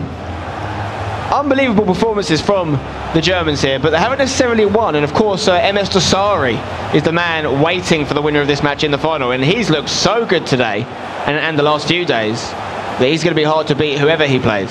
Scary opposition. I've seen him play live on a couple occasions, and he never disappoints. Could be a goal here for Enrasic. No, well defended by Ramos. MS Dosari literally is scary. You can see his stats on the screen there. He looks a bit like a Bond villain. You know, you wouldn't want to come up against him. But a very, very good player. He's another one of those guys that I would love to know how they're training. We talked about German training camp. Oh, that has to be the equalizer. Big save. But what's happening in Saudi Arabia? What's going on? Like, where are they playing? Who are they playing against? How does he prepare for these events? Because we've seen time and time again, in particular with Dosari, where he's done well at LAN events, and that means you have to think they're practicing in a LAN environment, not just online. And that's what we see with Germany all the time. These guys are playing against each other week in and week out in person at LAN events or going to each other's homes and houses and setting up those types of training programs. It's definitely working for them. And if Enrasic does make the final, which it looks like he will, it wouldn't be his first one because he was a console finalist in Barcelona as well, beaten by F2 Tex on the day, but a very good run from him again. And a lot of people forget that. That's what I'm saying. He goes under the radar even though he has these results over and over again. Well, we know that he's going to be in the FUT playoffs. He secured that in Barcelona, so I think when it comes to the FUT playoffs, he'll be a name that people will be definitely taking seriously. He's been very, very good now across a couple of competitions. And he's definitely one to watch, and Haroja needs a goal, and he needs it soon. But he's lost the possession here, and Messi's got the ball for Enrasic, who goes back to the left-hand side. Marcelo and Vieira linking up. Messi now deep in the midfield. Gives it to Kante, and is back into Hullet and Vieira again. Just ticking things over nicely for Enrasic. Messi with a poor pass has lost possession, and Haroja could really use a goal before half-time. You are lying, and I'd even go as far as making the claim that Enrasic is the most underrated or underappreciated professional player currently in the scene. In world FIFA, is that what you're saying? Currently. Well, not anymore though. After this, people have to...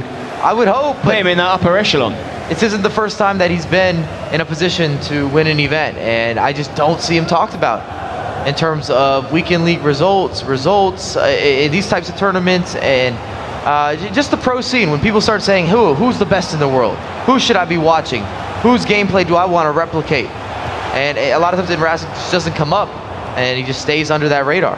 What would you put Enrasic in the top 10 players in the world right now, in your opinion? Both consoles. It's tough to not put him there at the moment, right? Back-to-back top 10 finishes.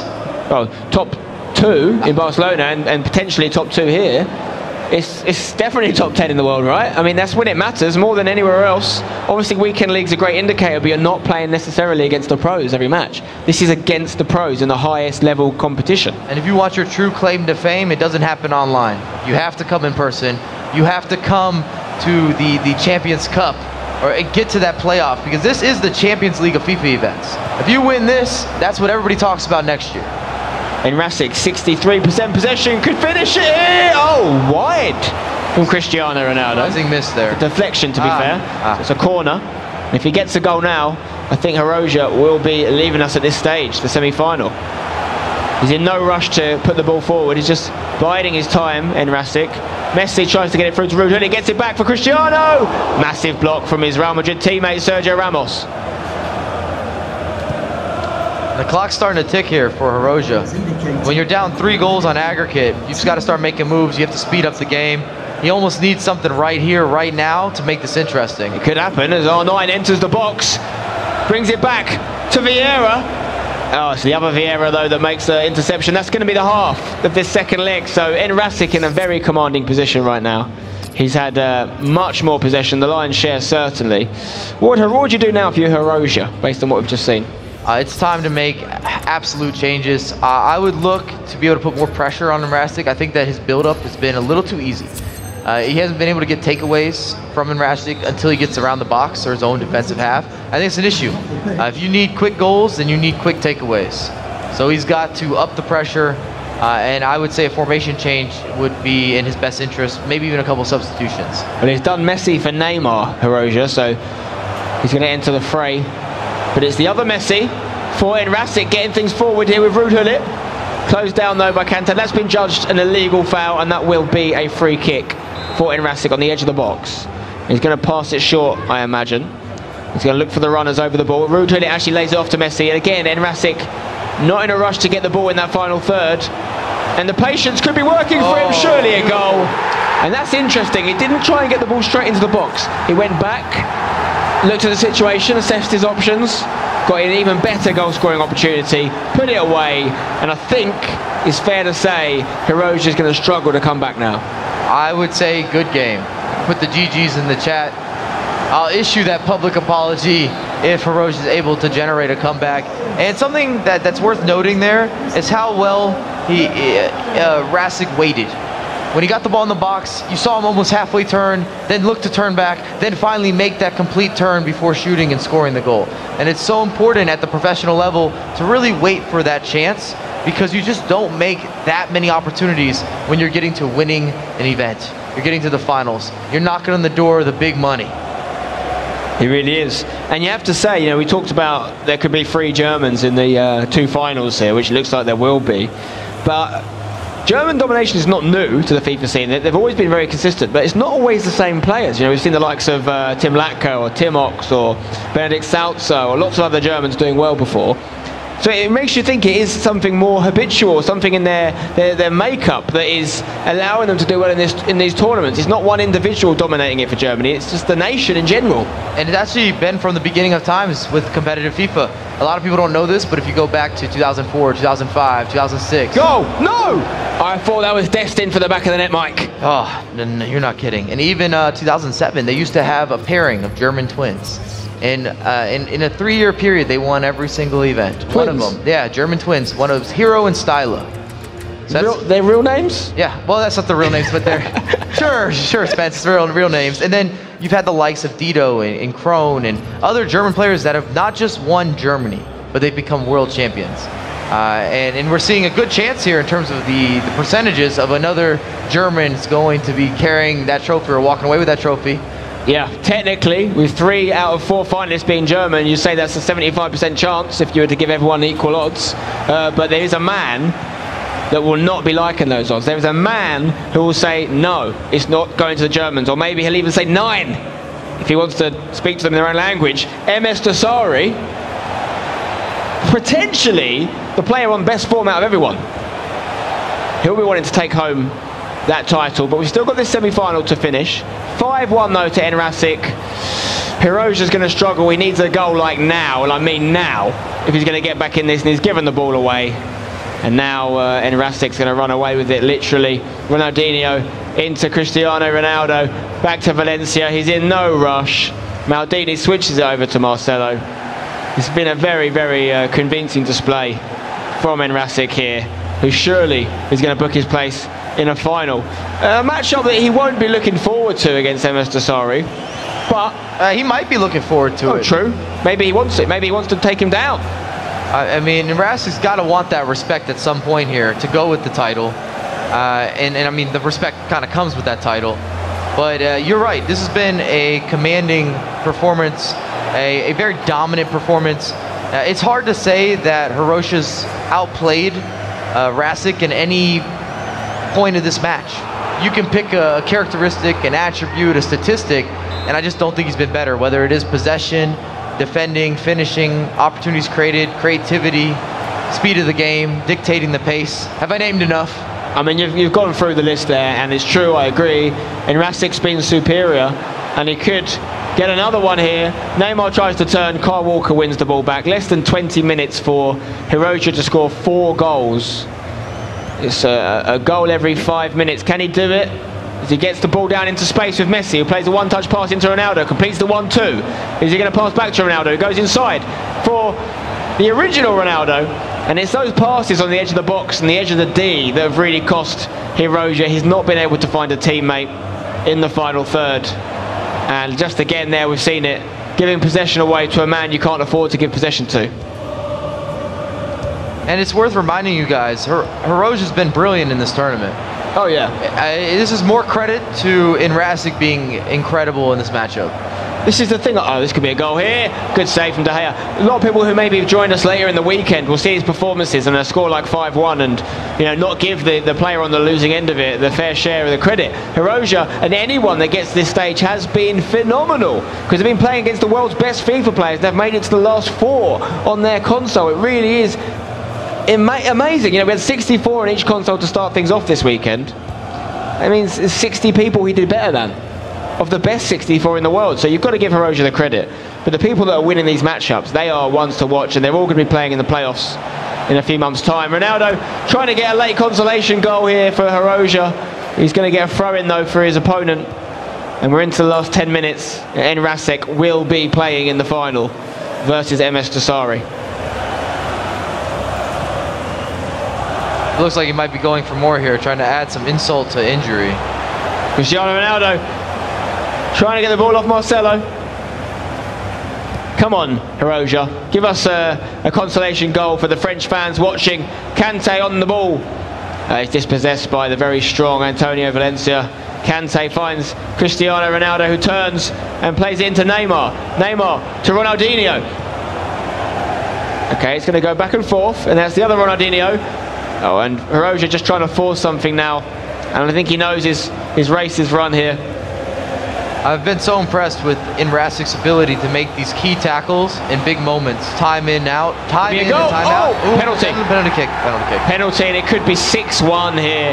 Enrasic with a little bit of a smile on his face. I think maybe he's suggesting that shouldn't have been a penalty with that little shake of the head. He doesn't need the goal, he knows that. Will he just look to score this in a professional way? Do you think he's going to try something a bit? What sort of character is Enrasic? What do we know about him? About to find out. Here we go. Oh, it's saved! It is too little too late for Hiroja, but at least he spared his blushes on that one. It stays 5-1 instead of 6-1.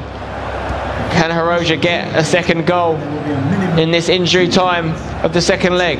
Kante's got a through ball for Ronaldinho. Go on, Hiroja. Get yourself a goal. You deserve it, son. Ronaldinho, can he whip it in? He's going to play it back to Kante. So Ronaldo, and that finishes the story of Hiroja's semi-final, really. Coming up short when it mattered. 5-1 to the German Enrasic, who goes into the final on the Xbox side. He'll be playing MS Dasari, and you have to say, Mike, a deserved winner. And who do you favorite there? For that game or the final? For that matchup. Dasari against Enrasic. I mean, it's a tough one to call. It really is. It really is. I'm going to have to say Dasari. I mean, I haven't seen as much of Enrasic throughout the tournament. I've seen more of Dasari, and that was a very good performance from Enrasic against a quality player. But I just think Dasari, and I also think partly because maybe it's emotion speaking, but there's been so many dominant Germans. I like the idea of the non-German getting into the final, just to stop it. I mean, maybe that's the Brit in me talking, thinking, come on, we can't have one country, doing so much better than us. But I don't know what's going to happen, to be honest. Let's take a look at the replays from that matchup. Enrasic in the red. Lovely finish. We talked about that one perhaps being a little bit easy for him. It started where he left off. Yeah. Good finish there from Ronaldo. Enrasic does come out on top. We say goodbye to Hiroja. What a tournament he's had, though. We'll see him again in the playoffs. So, well, you've asked me. I've said Dasari. Who are you picking for the Xbox I was hoping final? that he wasn't going to ask me. I was hoping it wasn't coming back flipped my way. Back. I feel like I want just for sake of argument here, I got to go with Enrasic. Okay. I'm going to flip on this. I think Dasari's been very impressive, but I don't think he's played in Enrasic yet. And I think that he's got to be building off confidence. He's just finished the game. He's got that momentum. He won both legs, and he looked a lot better than Hiroja. And you could make the same argument for Dasari looking better than his oppositions, but I think it's going to be a good final, and it should be interesting to see who kind of comes out on top. Definitely. We've got 2 unbelievable finals still coming up, guys. Don't forget as well, we're going to have a quick break now. But if you want to win yourself one of those great headsets the players have been wearing, make sure you tweet at Turtle Beach using the hashtag FUTCupPro, that's FUTCUPPRO, for a chance to win one of 2 Elite Pro headsets we're giving away. So get involved in that. When we come back, it is going to be console final time. It's been a lot of fun getting on the casting desk. We've got a special 2v2 match coming as well. We'll see you soon, guys. Don't go anywhere.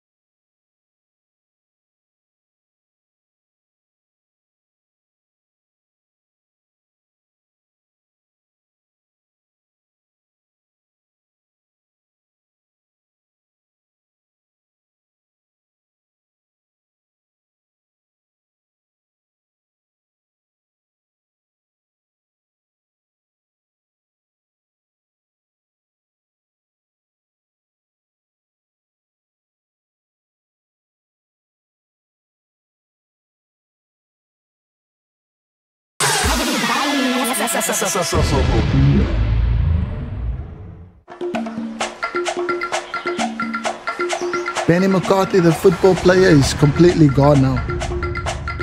And this is Benny McCarthy, the coach. I might not be proud of some things that I've done in my younger life, but I am extremely proud of the person that I become.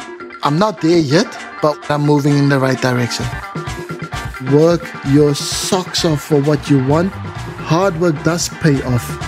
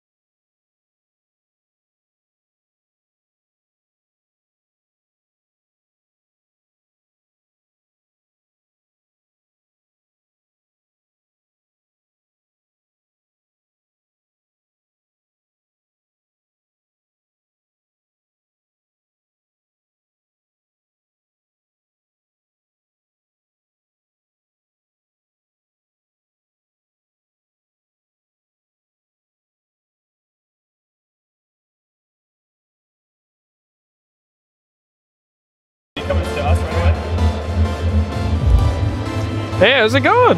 Hey, what is up, everybody? Welcome back to the couch. The action, incredible. Chew, Spencer, you're just on the... I'm out of breath, mate. Yeah, you are out of breath. Great commentary, I think. So, thank you. It's not my first time. I did some research. I know, it's a first for me. I did some research, and of the 4 players left, we're down to the final 4, okay? MS Asari is taking on Enrasic. Yep. Right, in the Xbox. And then on PS4, we have Zizinho versus Ice Vogel. Yep. All 4 of these guys were 5-2 in the Swiss format. Is there something there? I'll take this one step further, okay? MS Asari and Enrasic played in the Swiss format. They were both 5-2. Who do you think won that one? I'm quizzing you guys. Say Dasari won that one. I think Rasic won that one. No, it's Dasari. He won 3-2. Oh, wow. But I just want to go for a But they different both got answer, 1 win fair. each. So I think there's something to be said for that. Okay, so Dasari won the first leg 3-1, and Enrasic won the second leg 1-0. Should be a great final. Should be a great final. I'm really looking forward to it. I'm not going to put anybody on the spot just yet. But in the other one, both of these guys, Zizinho and Ice Vogel, I wrote this down because that's what I do. They both went 1-0, 2-0, and then 2-1. and 3-1 and 3-2, or excuse me, 4-2. They never matched up against each other. You know, in Swiss format, the records were identical, and they only played one opponent that was similar, and that was Mitchell Decibel. Eisvogel beat him 5-4, whereas Zizinho beat him 8-1. Okay. So that's the only stat I have. That's the only thing I can do, the compare and contrast between those two. All right, well, that's enough of those, the Final Four, because we got a special look at this. Final Four. Well, there's 4 players. It's 2v2, England versus Brazil, hashtag Harry and Tex taking on Digo, excuse me, and Spider Kong. This is going to be fun. This is our little interlude before the big final start. Did you see Harry's Twitter, I'm going to say beef? Oh, no. Please enlighten me to this beef. So essentially, I might have it on my phone actually. Essentially, what happened is Harry's been getting some stick from the Brazilians. I'm sure there's some of you watching. Look, I'm not going to get involved in this battle. Don't have a go at me. I'm just relaying the information. Okay, all right. But basically, Harry's come up against a lot of Brazilians in the last 2 tournaments. And he was getting a little bit annoyed that he was getting grief from them. One of them said he was an Elite 3 player. With luck. Which is a little bit harsh, considering Harry had a 5-0 record against Brazilians in the tournament. Right. And he did a tweet, along with a picture. I'll see if I can hold it up to the camera here. Basically, you know the famous Christ the Redeemer. Can we see this? What camera was that? Yeah, there you go. Is that Harry's face on his own head on it. I don't endorse these images, but I did find them quite funny. That was funny. Yeah. So, but this is a chance for the Brazilians to get revenge now. It is, in friendly terms. In friendly terms, of course. Okay, now what do you think of the power couple that is Tex and Harry right now? I mean, it's a YouTube collaboration. It is. Hashtag and the F2 together. This could be pretty interesting because I know that after Tex did win in Barcelona, that they became pretty close. You know, Harry is always like the most friendly player at these events, so I think they probably have some chemistry off the stream, off the competition. So I think they could be a really great partnership. Well, I think Brazilians are going to feel somewhat proud because Zizinho is a representative here in the Final Four of the real competition. There's no more competitors from the UK. No. So kind of a one-up to them right now. So maybe it's the UK that's trying to get back into this. Should be a really good game, and I'm excited to call it. Now, Spider Kong and Daigo, very talented players. Yes. Didn't have the success that they wanted in this tournament. Were you disappointed by their performances overall, or was this just what you expected? I think the Brazilians in general will be really happy they've got someone in the final. I don't think traditionally they're seen as one of the more dominant countries in the space. We saw Rafifa did win in Miami. Rafifa's watching. Where is he? He's getting some tweets lined up. Where is he watching it from, Chu? I mean, he's not here, but he's got some of his fellow Brazilians.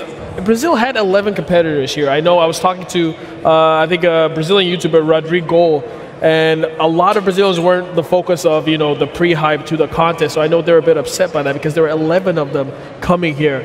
And they do have Zizinho in the PlayStation Finals. So I think you could say that Brazil is a dominant country, I would say. Fourth or fifth most dominant. And a shout out to Rafifa for that. I want to give a shout out, though, to Rafifa. He's a good dude and I like him. I like Rafifa too. I like him more than Jimmy does.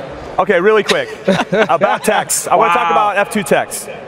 He had all the hype coming into this. He had a target on his back, was unfortunate to lose. Were you satisfied with his performance? Should he be satisfied? You can't have the same expectation to win every single tournament that you're in. I guess you can if you're a top competitor, but... Totally, that really needs to be said. You know, there's so few people that win tournaments back-to-back. It's really, really difficult to do. Personally, I'd say that Tex lived up to the hype because he came and he smashed some people. Only lost a couple games. Could have gone another way for him.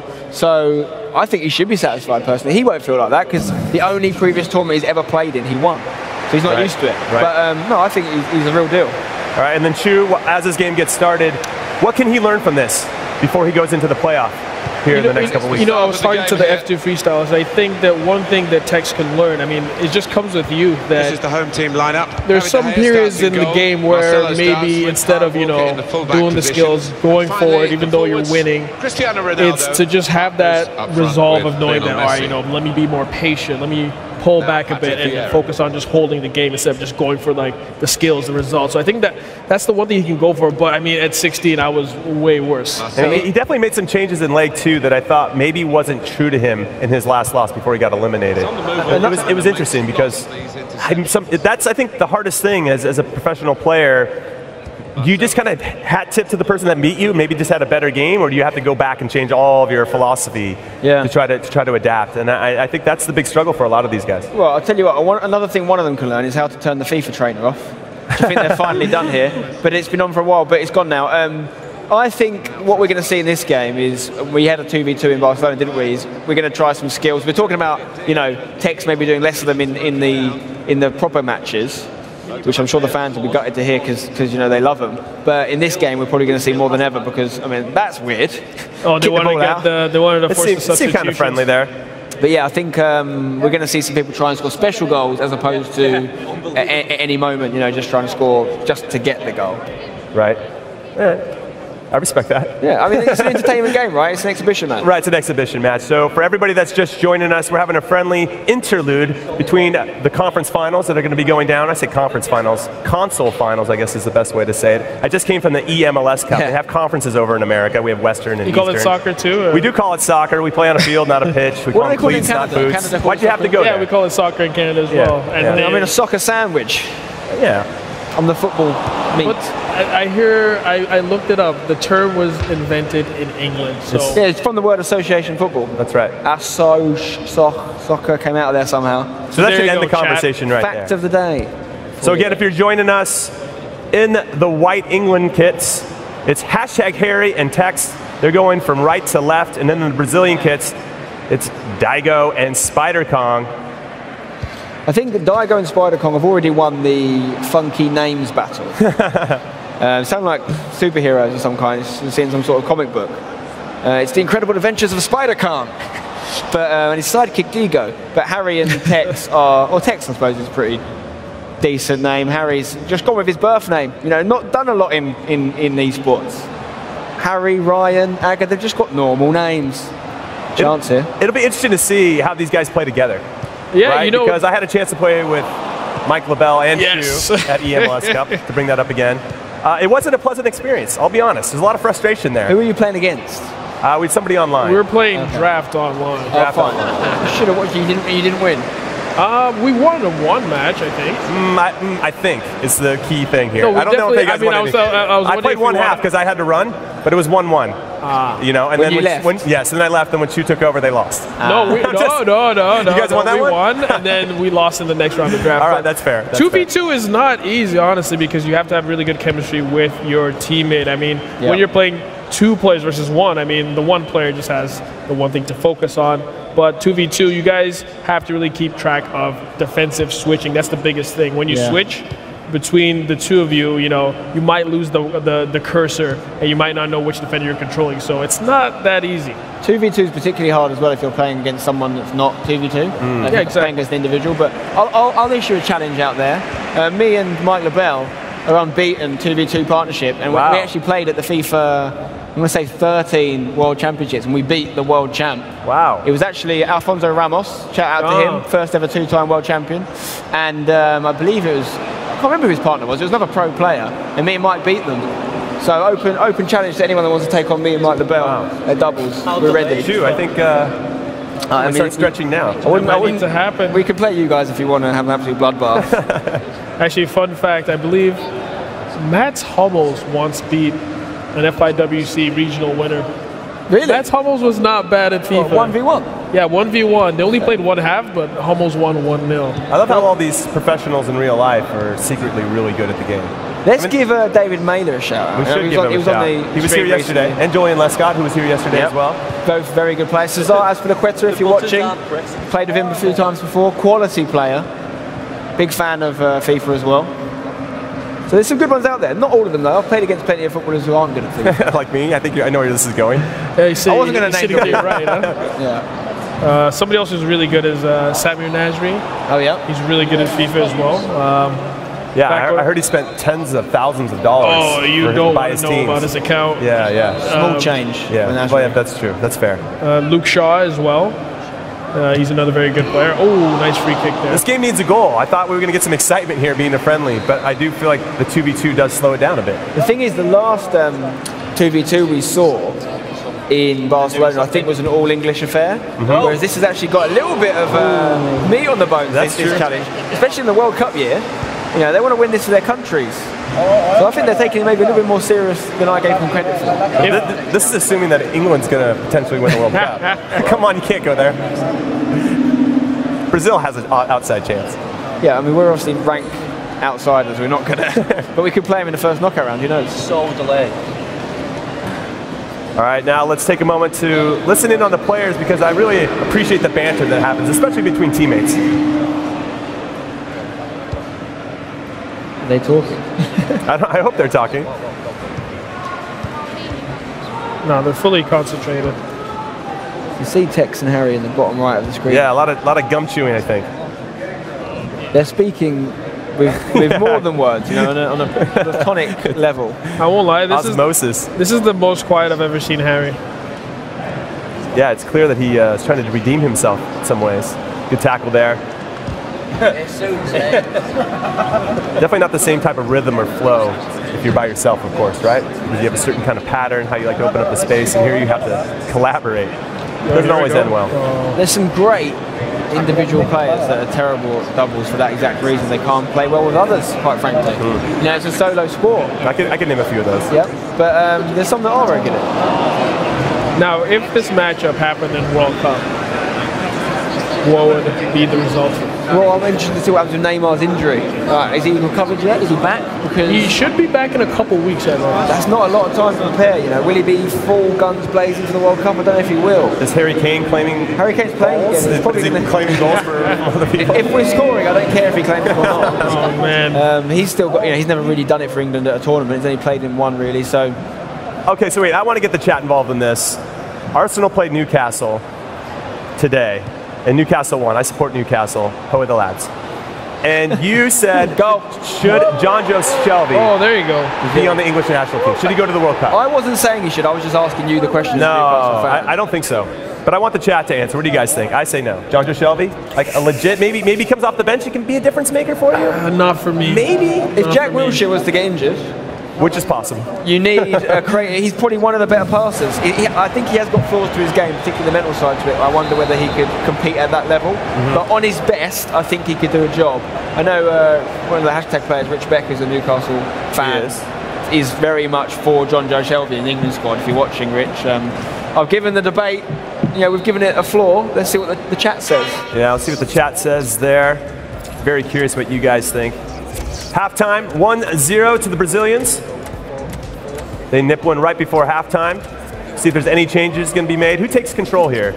Like, who's making the changes? Is it Harry telling Tex, or is Tex telling Harry? Do you think it's an age thing? Harry's older, isn't he? He is. Yeah, I think it's a respect your elders thing. I like to think it would be a joint decision. All right. So they'll have a chat. They've got a decent team out, pretty standard team is what we're used to here. They're doing a little bit of the, you know, in football when they do the sort of, they put their hand in front of their mouth. Yeah. They're having a little giggle, aren't they? They're having fun. That's what's most important. Look at these guys. They're having fun. Can't be bothered with the English. Yo, nice hair. Yeah. We've won more World Cups. Brazil has 5 World Cups. England has 1. How many do the US and Canada have? A combined 0. We have a combined 0. It's impressive. What about gold? Hey, we made a cups? quarterfinal once. Do gold cups count? Maybe you'll win this one. Oh, wait. Oh, man, too soon. Too soon. I'm just getting them in while I can, because in a few months there's going to be loads of anti-England banter when we get beat by Tunisia and Panama. I'm really hoping it's 1 step back, 2 steps forward. We'll see. What do you guys think of Nigeria? Oh, what a ball. Go on, boys. What a ball. Do it for the Queen. Oh, there you go. Oh, sweaty. We'll take it. Very unselfish. Look at those. All smiles. Oh, BFFs. Queen Elizabeth is loving that one. There is a meme there for sure. Who scored it? That's the question. Who did the pass? Who did the goal? Yeah, I don't know. But all to play for in this one. 1-1. Bragging rights happening. That's the happiest I've seen Harry all week. Oh, I mean, the stress of competing is no longer around his neck. You know, he's going to let himself loose a little bit now. And very good point. It's stressful, man. It's stressful what these guys have to do. And Harry's had a long weekend, of course, getting to the quarterfinals, which I'm sure he'll be really happy with. I know he's really happy with. I've spoken to him. Yeah, qualifying for the playoff is a very big deal. 4 out of 5. Hashtag representatives in the playoff. Not bad. Hopefully we can still get the 5th one. It'll be a clean sweep. Yeah, but yeah, nice. 4, I don't know. I think I'm right in saying that no one else has got that many players in the playoffs right now, but plenty of time for that to change. A little humble brag there. I don't know if there's any humble. I don't think there's any humble there at all. I think it's just a brag. And I respect it. I respect it. It's just a fact. It's just a fact. All right, let's see if anybody can build some more momentum here in this second half. We'll take the foul in that spot. I was going to ask you guys, Nigeria's chances in the World Cup. Ooh, I love the Super Eagles. Great kids. I'm a big fan of the kids. You will They've already won the World Cup for kids, I think. Thank you. That might be all they win. What was interesting was that Nigeria played Argentina in a friendly and played very well. Yes. They came back and won, but it's been proven that Argentina is not very good. Yes. So especially it's hard when they to don't say have exactly. Messi, right? Yeah. So, but I feel like Messi needs this World Cup really to counteract. I mean, we're talking about the Messi-Ronaldo kind of battle that's been going on for the last decade. He kind of needs this World Cup to get back on top, because Ronaldo, I think, has proved a lot of people wrong in what he's done this season, particularly coming back from a poor start to the season. Combine that with winning the Euros. Right now, if you're one of those people that believes it's trophies that makes you the man, the best player ever, you say Ronaldo's winning purely because he's won multiple Champions Leagues with multiple teams and he's won an international trophy. Yeah, it's tough. It's tough. I think as a winner, I think Ronaldo's proven that. He steps up, especially for his team. I think there's a stat that in the last 15 knockout round games in the Champions League, Cristiano Ronaldo has 15 goals and Messi has 0. Wow. Which is an incredible stat. That's crazy. It is crazy. Yeah. It was hard for me. I had to look it up in 2 different places to make sure that was right. But yeah, because if you put that out on Twitter, man, those Messi fans come for you, man. Right, and it's incredible. But I think, for me personally, Messi, you want a humble brag for you? I played against him once. That is true. I did. He was very good. I didn't get to play against Cristiano, so I don't really have that compare and contrast, but Messi was incredible. I've never played against a better player than him. Yeah. And I think overall he's a more complete player. I think he does more things. But I really like that Cristiano has adapted so well. You know, when I watch his old Manchester United highlights, dude, that guy was dicing people up and blowing by people, just using his speed. And now I feel like he outthinks people. He tries to get in good spots. His finishing is incredible. And I love the way he's adapted as he's gotten older. But the thing is, if you extrapolate it a few years, I know Ronaldo's got a few years on Messi, but he's already started to become this sort of almost striker, out-and-out striker now.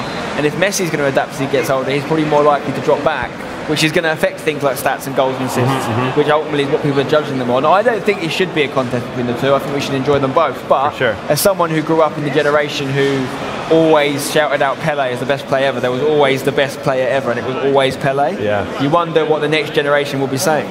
Will they be saying Pele, Ronaldo, and Messi? Jesse or will they be Lingard. saying just one of them? Jesse Lingard. Jesse Lingard. All right, Chu's got to get off the couch. Oh, We're done. He's out. Are we doing this on the Delete. Where's the ref? Delete his account. Wait, Jesse Lingard. if Ronaldo wins the Champions League this season, does he get the Ballon d'Or again? I think the World Cup is going to determine who gets the Ballon d'Or. We've got a penalty right here, guys. Oh, all right, Brazil stepping up. Chance to take the lead here. England has got it in them. Not got a great penalty record in tournaments. Kind of like seeing a German legend in a Brazilian kit. Oh, what a save! Right down the middle. That's what happens if you don't have an Englishman in goal. You see, good things can happen. Shout out to Joe Hart. Ball in. De Gea comes in, claims it. Okay. Could be going to distance this match, lads. Let's be honest. If Mohamed Salah does something very special for Egypt in the World Cup, and Liverpool end up getting to the final, let's say the Champions League, and maybe they get unlucky, or maybe they win it, he's going to be in the running for me. I think he's up there. Has anyone ever won the Ballon d'Or the year of a World Cup and not been involved in the World Cup? I think Messi or Ronaldo. Well Messi but they were involved though, weren't they? Involved. I mean, maybe they didn't like. That's a good question. Win it. Oh, here we go. Oh dear, oh dear. Let's see if the English can recover with 13 minutes left to go. Is that to Harry? They shush. Yeah, is that to Harry? A couple wows. I've got a great shush story for you. Yeah. You know we did this pickup game the other day. You played in it. Yeah. Well, we did 2, but the one we did on the second night with the players. So Kurt, we know Kurt, of course, self-proclaimed best player in the world. We start playing. He's playing against us, and I say, "What are you?" I said to him, "Are you as good at real football as you are supposedly at FIFA, Kurt?" And he goes, "I'm basically a faster Zidane." That's what he said. I love that. It didn't. I'm not going to do the guy dirty. I wouldn't say he was that involved in the game. Okay. But then one moment happened. I can't remember the lad who did it, but one of the lads on his team scored a really good goal. Kurt was not involved in the move, but he proceeded to turn around, face us all off the pitch, and shush us. I was like, Kurt, you didn't do it. It wasn't you. That's a good teammate. I know. To be fair, Kurt, it's great having him around. You know, when he's on form, he's a very funny guy. I don't know if he means to be funny though. That's the thing. I think if he's serious, then I worry for him. I think that's part of his charm, though. Yeah. Not long left here. Can England get an equaliser? It's going to be a corner. Get Andy Carroll on. Get him on the plane. Would you take Andy Carroll to the World Cup, Jim? No, I would not. You wouldn't have a plan B, big man option? Yeah, I'd take Peter Crouch. He's got a good England goal scoring record, Crouchy. Very good. And there's just something about him that has got to frustrate center backs. Just sticking him in between, just banging for balls late in the game. If you needed to, you know, you're down. I don't mind that, to be fair. I'm not. I just think we should have a plan B. Yeah, but it doesn't have to be Carroll at all. He's not a spring chicken anymore, so you have that issue. Yeah, but he's got less injury problems than Andrew Carroll. Chance here for Brazil. Is that offside? I was just reading that Zlatan might be coming back for the World Cup. Yes, I saw that as well. I think I'm the not World sure Cup that's the does best need thing for Sweden, to be honest, because they've finally learned to play without him. Right. Not build their whole attack around one man. Is it going to upset the dressing room, particularly in the attackers, if he comes back and starts playing 90 minutes and, you know... You'd like to think, though, that he maybe polled his teammates, his potential teammates, talked to the coach. I mean, I guess you can't turn down Zlatan. If Zlatan says, hey, I'm going to play, he's going to play. But you'd like to think that he's played enough and been around enough teams and enough managers to ask some questions about whether they wanted him back. Why not take him as a sub? I know his ego, his character is one thing. I still feel like he's a good guy deep down. So I don't know. Whether he'd go as a sub or not, I don't know. But if you take him as a sub, you say we're going to give these current proper players a chance because they qualified us.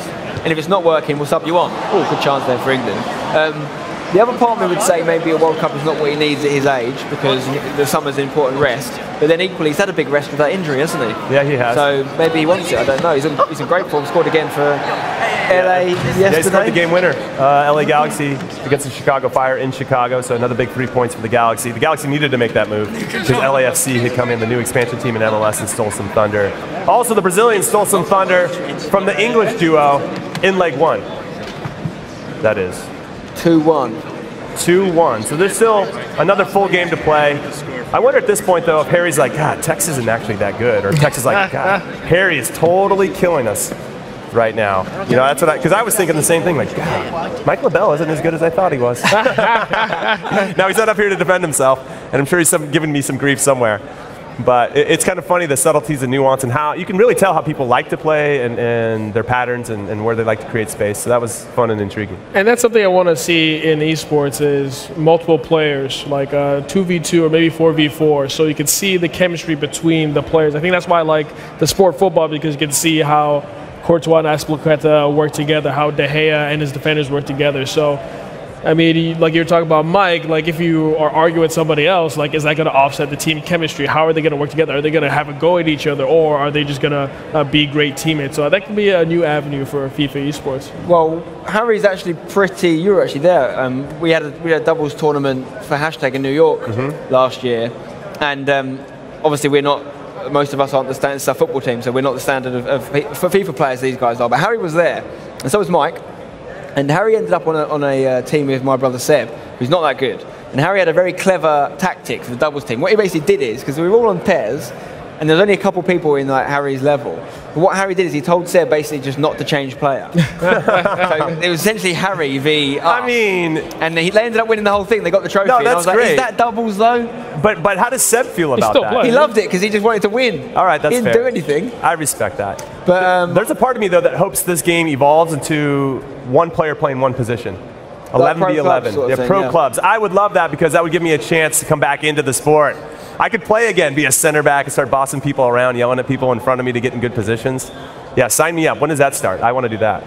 Who knows? But I'm not sure you fully grasp how it would work. You still have to be good at FIFA. Yeah, I understand that. I was waiting for I've improved immensely since last year. There was a setup there. There was a setup. I teed you up. Thanks for that, Spencer. No, that's a great idea. You know, we'll see what happens. This thing's evolving every year, right? Look how far it's come since last year. I think everyone's been loving the improvements to the format. So who knows where it will go? Well, if it did, what position would you play? I play a bit of pro clubs currently. I usually play in the sort of centre mid role. As you do. Usually I play any. Because it depends if you have all 11 players. So often playing a team of 4 or 5, I don't mind doing the defensive job. I see. And letting other people get the goals. Sure. But you know, that's what we love about you, I'll Spencer. play anywhere, wherever the coach wants me. Honestly, I'm just happy to be involved. I seem like you're the chairman and the coach of everything at this point. Now, Chu, what position would you play? I mean, I would definitely play striker, which is what I play in real life because I just like the glory of everything. And I respect your honesty. Goals. I appreciate that. But I'm actually not bad at cam in FIFA. Like, I'm always good at like that last through ball to the striker because, of course, you do need a clinical striker. So if I was feeding the likes of Harry or Enrasek, or Herosia, I think I'll make that perfect through ball just for them. I'm very good at that. The thing with Chew is, though, on the player traits, you'd have to have the glass ankles trait. Okay, we're still going with that, yeah. Tick. I can actually walk today. Like, I'm walking very well today. Thank you very much. Thanks for reminding me about that. It's a miracle recovery, to be honest. I can't believe it. You were literally on the floor, you couldn't move. 2 days later, you're fine. It's like almost like you were just reacting to you having missed an open goal. Wait, you thought I was play acting. I was like, I literally can't walk. He was like, Chew, get up. I'm like, what are you talking about? All right, leg 2 has started between these two teams. From right to left is Brazil. It's Daigo and Spider Kong together as a pair facing F2 Tex and hashtag Harry, who are in the white England kits going from left to right. This is leg 2. Leg 1 went to the Brazilians 2-1, so we'll see if Harry and Tex can equalize and get back into this. Chance.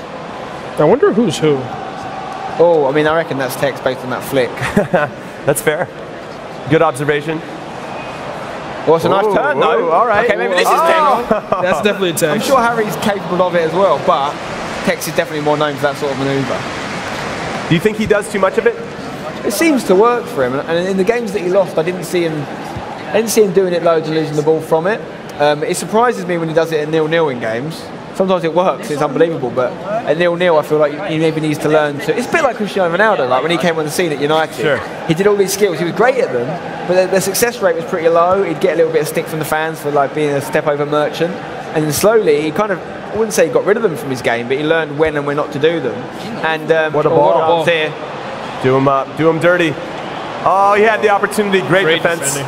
Dilly-dallied on the ball there. He did. Yeah, I think if Tex can learn to know when to use them, when to do the crowd-pleasing moves, and when just to be efficient and nick the goal in the most efficient way possible, I think that's going to help him a lot and make him close to unbeatable, because he's clearly a great player. I saw something in the chat. I don't remember if it was here or when we were in Barcelona, but you find his tricks to be disrespectful. Efficient and nick the goal in the most efficient way possible. I think considered as such in this community, let's say in the pro player community, not necessarily in the general public. Well, it's not something that happens very often when somebody just like tries to do the most outrageous skill moves on other people. I mean, I think I want to say it's Tex. Tex is the first person I've seen do it that regular. I don't know if that comes with the age where it's like something you know that you're not supposed to do is like a thing of respect amongst the FIFA community. So I feel like some of them would find that disrespectful, actually. All right, that's good enough. I don't buy into that. No? I think everyone's a bit too sensitive nowadays. I think that if someone's doing skills around you, and it works for them, then just get better, right? Get better. Yeah. And if someone does skills around you and they lose the ball, then more fool them. You know, everyone just needs to strap on a pair. Spencer, hot take. That's going to be one of Spencer's stories down below in the lower third at some point in this broadcast. So if you're just joining us, this is an interlude between the console finals that are going down here shortly. In the Xbox division, it's MS Desari versus Enrasic. Fun fact for you guys, they were both 5-2 in the Swiss format, and they played against each other in round 4 of the Swiss format. That Desari won 3-2. However, Enrasic did win the second leg of that 1-0. So they have a little history there, and it should be a good, entertaining game. And then in the PS4 division, we've got Zizinho, the Brazilian representative, taking Ice Vogel, the German. Whoa. They too. Great.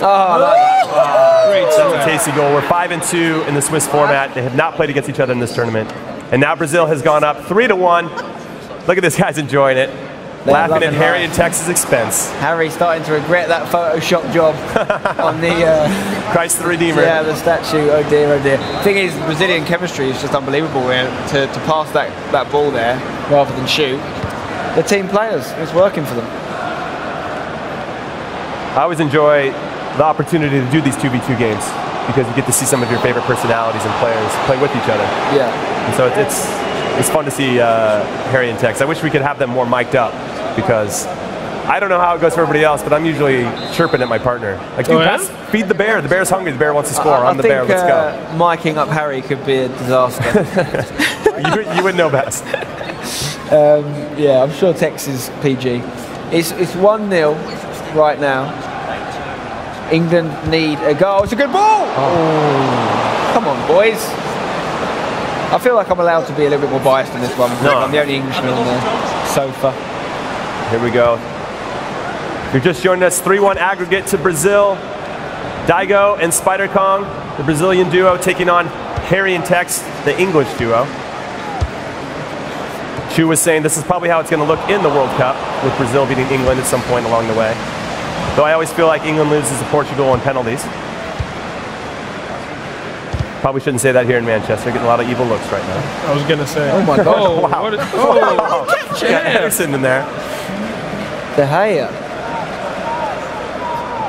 Not long left in the second leg. Well, there's plenty of time still for the lads to get back in it, but you have to say right now, the Brazilians are in control. They've got 2-goal advantage in aggregate. Now, Chu, there's been a lot of conversation since Goal Machine actually made this popular in this competition. Dani Alves at right back. What do you make of that? I'm not a fan of. We're seeing Dani Alves right now for the English national team. That's Harry's doing. Harry's been using him as well. Okay. And what's your reasoning? Why him? Because there seems to be better options. Yeah, I'm not a fan of Dani Alves, to be honest with you. He's got, I think it's high work rates as well. I don't know if it's high medium or high, but always seems to be out of position. The strength isn't that great. I think he's got like 60-something strength, so I don't know why you would want to put him in your defense when you could have the likes of Antonio Valencia, the in-form Antonio Valencia, or the 86 Kyle Walker, one to watch at right back. So I'm not a big fan of the Dani Alves situation. Way too out of place. Now, for both of you guys, was there any player that you weren't using in your own Ultimate teams you thought, wow, he has done really well for a lot of teams here. I might have to utilize him if I get the opportunity to buy him, of course. I mean, there's players I don't have, but not because I don't know they're good. Yeah, just hard to pack, get. yeah. No, I understand. I've been trying to pack Maldini for, I don't know, a good couple months now. Yeah. No luck. Good luck with that. It's hard, man. I think there's players that divide opinion. Like, for example, I use Rio Ferdinand and Ramos Team of the Year. Oh, the post, a centre-back. Maldini is not someone I've tried yet. There's a few other chances like that. Oh, no. Here we go. Oh, go on, good goalkeeping. Oh, is it still going to go in? No. Oh, wow. Great goalkeeping. De Gea saving the English duo there, but we're still 2 goals down. 3-1 on aggregate. They've looked pretty comfortable, haven't they, the Brazilians, to be fair to them? Yeah, don't seem to be too troubled going the other way, giving up a couple opportunities. But it's been more Brazil than England at this point. Go on, play it down the right. Oh, okay. Oh, yes. What a move. Yes, I think well defended. Whoa, referee. You got the free kick. You got to call that. Maybe it's too close? Who's your top choice in free kicks? Who's your guy?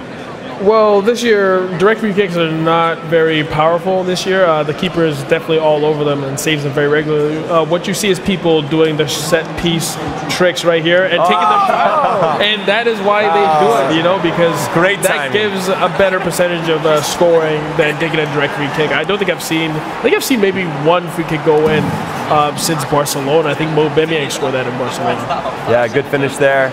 Good timing, too, as you were explaining that, Chu. Terrible celebration, though, by Harry and Tex. They got to work on that. That was nice, though. I mean, they're back in the game. Half-time mark, 3-2. Come on, England. So 3-2 overall in aggregate to the Brazilians. The second half of the second leg is almost upon us. Looks pretty even, all things considered. Lots of chances, though, for the boys. Not converting them. What are they saying? Yeah. A penny for their thought. Do we take out Dani Alves, or we should keep him in? Brazilians don't seem to say anything. No. Oh, there you go. Oh, there we go. Yes. Yeah, anyone going to lip reading Portuguese? No. Obrigado. That's it. That's all I know. All my Portuguese friends out there.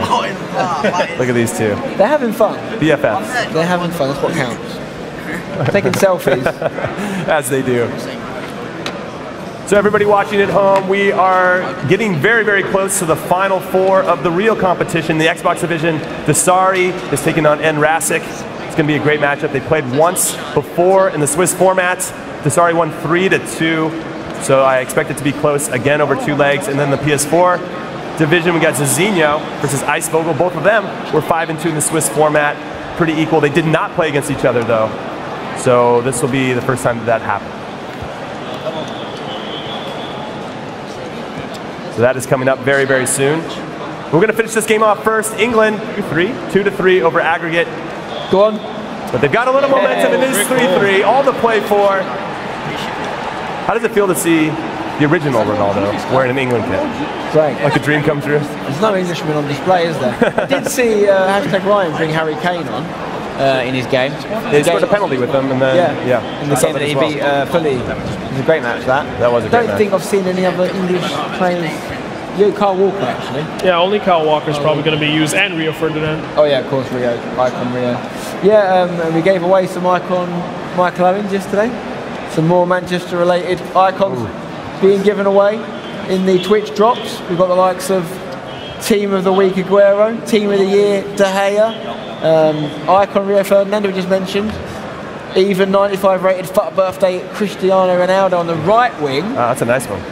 And 5,000 packs, I think, also being dropped into certain people's accounts. Make sure they've linked the Twitch and EA FUT account with the chance to get some of those lovely, lovely rewards. 35 minutes left till we determine a winner, unless it goes to extra time. It's 3-3 in aggregate, even though it says 2-1 on your screen. Brazil won the first leg 2-1. So everything is all square. I think England are going to nick this, you know. Go on. Rouge at it. Maybe too much? Too much? Oh, he tried to go through it. Yeah, one thing we haven't talked about, he hasn't got any players here right now, but since the big world final last year, when Rouge was sort of the guest of honour, and Gorilla scored a goal with him and pointed to him in the crowd to say, like, thanks for that, which was a great moment. Rouge has gone away and he's actually created his own esports team, his own esports academy, the Team Hullet. Yeah, I'm disappointed he didn't call it Hullet Gang. But he missed the trick there, didn't he? Still good. But how cool is that? You know, an ex-pro, a guy who is probably just as famous for FIFA now, with the new generation at least, has come and seen it, been inspired by the movement, as a lot of us have, of FIFA esports, and gone and made his own team. That is crazy. I think it's a lot easier when you're a beast at the game. Like, everybody uses you, and you're the player that everybody wants to have in their team. I'd want to start a team too. Look, I'm great. Come use me. Come join my team. Probably easy to recruit players to sign for you as well. True. Yeah. Exactly, and I think it's an even better reason for previous icons, previous legends who have played the real game to become icons in the game. Like, why wouldn't you not want to relate to the new generation that never seen you play? Like, I don't think any of the people that watch my stream who are young would have known Hullet. Like, I barely watched Hullet play, like maybe when I was like 6 or 7, but now I know everything about him. So I think a lot of other players, other retired players, should see this as an opportunity to relate to a new audience. Is there any other, let's say, footballers out there that you think would be a good fit? I think Lord Bentner would be a good one. Imagine that. Imagine him being your team captain coming to these events. He'd have to sign Kurt. Yeah. He'd have to sign Kurt. They both rate themselves very highly. I think Zlatan would have a great esports team. Definitely. You know, he's somebody that seems like he wants to get involved and be hands-on. He'd be fun. Yeah. Andrea Pirlo, if he did that, then I would start practicing because he's my Lord and Savior. Love that guy. Pirlo said in his autobiography that the greatest invention ever was the PlayStation. Well, he played it before the World Cup final to relax for a couple hours. Can you imagine preparing for the World Cup final and like, yeah, I'm just going to play a little PlayStation to relax? That gets me more fired up. Well, it's like us here, you know, playing world-class FIFA, going to play real football to relax. Yeah, that's fair. That's why we do the pickup games. See if we can get. I know there was a cameraman down at that pickup game. There was some good goals scored, particularly from Remy Martin. I wonder if we've got the footage of that we can get up maybe Also later some on. good tackles from Remy Martin as well. He's throwing them around. But he's got to represent California and LA, so I get it. I understand. 15 minutes left here. Aggregate is 3-3. It's Daigo and Spider Kong taking on Tex and #Harry. A little friendly interlude here before the console championships. Got Rooney on the bench. Harry did bring Rooney on in Barcelona, but I don't think Tex will stand for it this time. Especially as I think I'm right in saying Tex is a Liverpool fan as well. He is. We've got a Liverpool and an Everton fan on the same team here. Yeah, we hadn't discussed that yet. Building bridges. Very apt though, as this is the anniversary of the Justice for 96, of course. 96 people lost their lives at the Hillsborough disaster. So our thoughts are with those people affected. Nice to see a Merseyside union for this game. Well, that was close. Not long left now. It's all even. Stevens. Oh. Did Ramos try and stop? Can Brazil nick a late winner here? They haven't seemed to have too much opportunity lately. Seems to be more England in the second half in particular. We'll see though. Surprised by the lack of skills we've seen. Last it seemed like it started that way. 2v2 game in Barcelona was crazy stuff we were seeing. I think there's bragging rights on the line. So Yeah. everybody's taking it a lot more seriously than last time. Good ball there, you can tell. One player was playing to another. Didn't read that run exactly right. Can they find that chemistry they need to find the winner? Oh, he's tried an El Tornado again. Trying to go for the razzle-dazzle to win this game. Not long, come on. Get it forward. Ronaldo. Nice. Unbelievable. He's going to whip it in. Oh, he did it, Rabona. Clock is ticking down here. Could be the winner. So many England shirts though around the Brazil forward players. Oh, hello. This could be us. Good defending. Oh, woo. Took a risk there, keeping it in. Worked out. I think we might see a winner here, you know. I think someone might nick it in the dying embers of the game. Neymar. Alves. Two Brazilians playing for the England team. Another Brazilian, Marcelo. Salah is off the bench. All right, Ronaldinho. Ooh, what a tackle there. It's not a foul. Play on, let's go. Go on. Ooh, a little bit too much. The referee has indicated there will be a minimum. Good entry pass. Oh no. Brazilians could nick it here. Ooh. Marcelo's not taking any prisoners this game, is he? No, he's not. That's a 2v2 situation here. Go on. Oh, here we go. This is it. Mohamed Salah. Oh. Surely. Oh, no way. I said this going to nick it. Serious? How does that even In go injury in? time. What a finish by Neymar. By a Brazilian. That's unbelievable. It's a Brazilian that is going to beat the Brazilians. They Neymar. use Neymar to beat Brazil. That's gotta hurt. I don't know if they're gonna have too much time left to get back into this. It's all over. It's over. Wow. It's done. Harry's The English streak duo. against Brazilians continues. Harry the Redeemer continues to have the number of the Brazilians. He's going to be public enemy #1 in Brazil. I don't think he can ever go there. It's just written off to him as an option now. I always thought that was Messi, potentially. Or Maradona. Neither of them are welcome. That's true. Well, it's good to see them shaking hands. It looks like it was just it looks like it's pretty friendly. Yeah. I think it's mainly the Brazilian fans that have been having a bit of banter with her. I think the player relationship is okay. All right. All right. Well, that was a fun game. Thank you guys for sitting on the couch for me. We have the console finals coming up next. So please come back and join us because it is going to be amazing.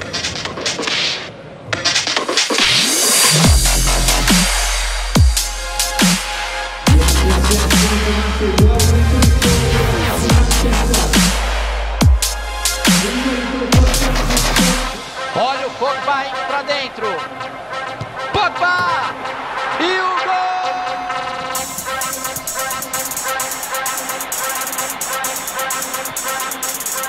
Modric. He's met that so sweetly on the volley. They spread it out wide here. Passou de calcanhar, jogou bonito. Pogba! Vai fazer o gol, Pogba! Ele entrou!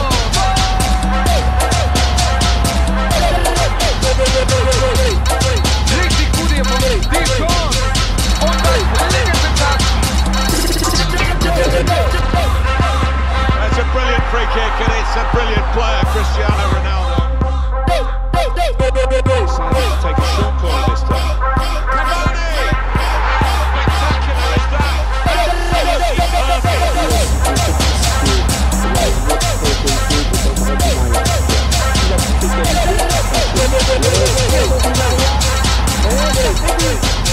Ótimo! Olha o cruzamento do Ótimo! Bateu no travessão e pra dentro da caixinha! Ronaldo! Shot up! And he scores spectacularly! He might have thought that was going to hit the bar, but that was just crept under. Unstoppable. Being a kitman is key to the overall morale of a team. You know, we're the first ones here, and we're the last ones to leave. Good weather, bad weather, we're out there with the players.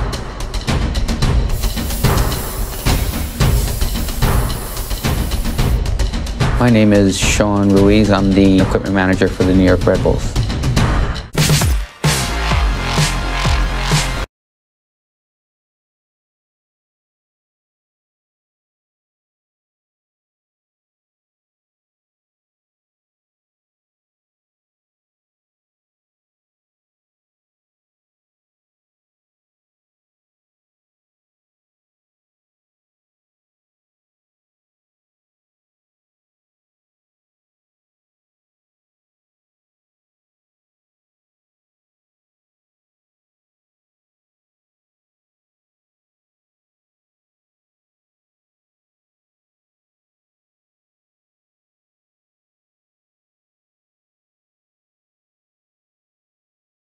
FIFA 18 Global Series is brought to you in part by Kiwi.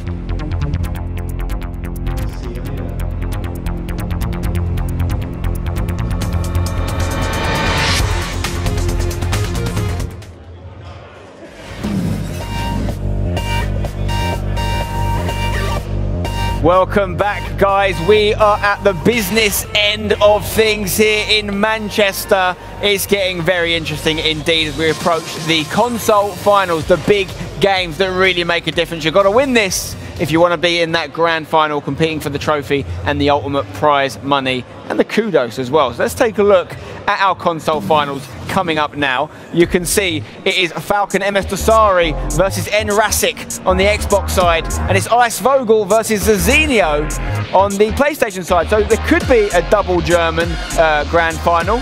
Equally, it could be a Saudi Arabian, it could be a Zazinio that wins it from Brazil. So very interesting to see how these finals go down. Germany in general, though, have got to be really happy with what's this? Jimmy loves to... What's up, Jimmy? Hi, it's me again. Hello. So I saw you casting earlier with Mike LaBelle, and that wasn't the first time I saw you cast before. You did a little something that was just me and you. It was impersonating Brandon. That was just for you remember that? Let's roll the clip. Roll the clip. Oh, dear. So I can hear you. Yes. Yes, welcome to Manchester. All right, you nailed that, by the way. I couldn't tell who was who. Because I hear Brandon's lovely voice, I heard yours, it was spot on. So I didn't know it was obviously going up, but if we're going to bring it up, I remember your impression of Richard was interesting, to say the least. You know what, I hadn't seen Richard in a while. I was doing my best. Have we got a clip of it? I don't think we have a clip of that. I mean, that's a real shame. Yeah.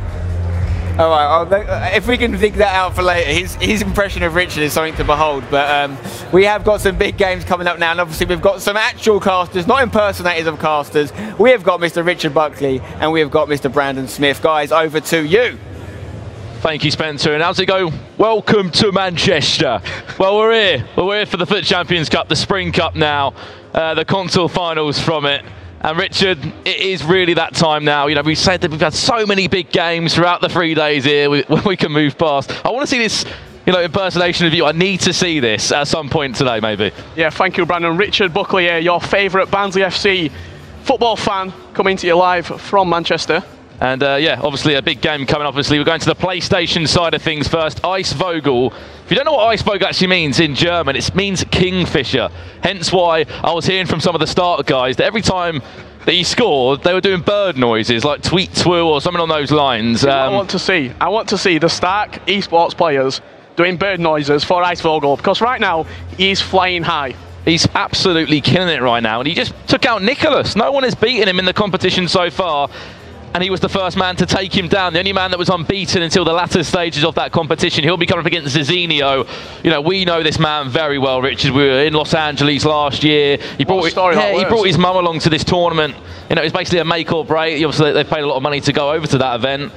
He went and won it. He played in that, you know, the FIFA Interactive World Cup final in London. And since then, we talk about you just need that one event to give you that bit of confidence to move on forward. And now look at him. He's in a cross-console, or not in a cross-console final, sorry, a console final. Yeah, and if I remember back to the grand final last year, I think he finished top 16 there in London, in Los Angeles for the qualifier. You said his mum was there supporting him. Every time that he scored a goal, his mum were there. Yeah. Passionate as ever. She was crying. She actually cried when he got through.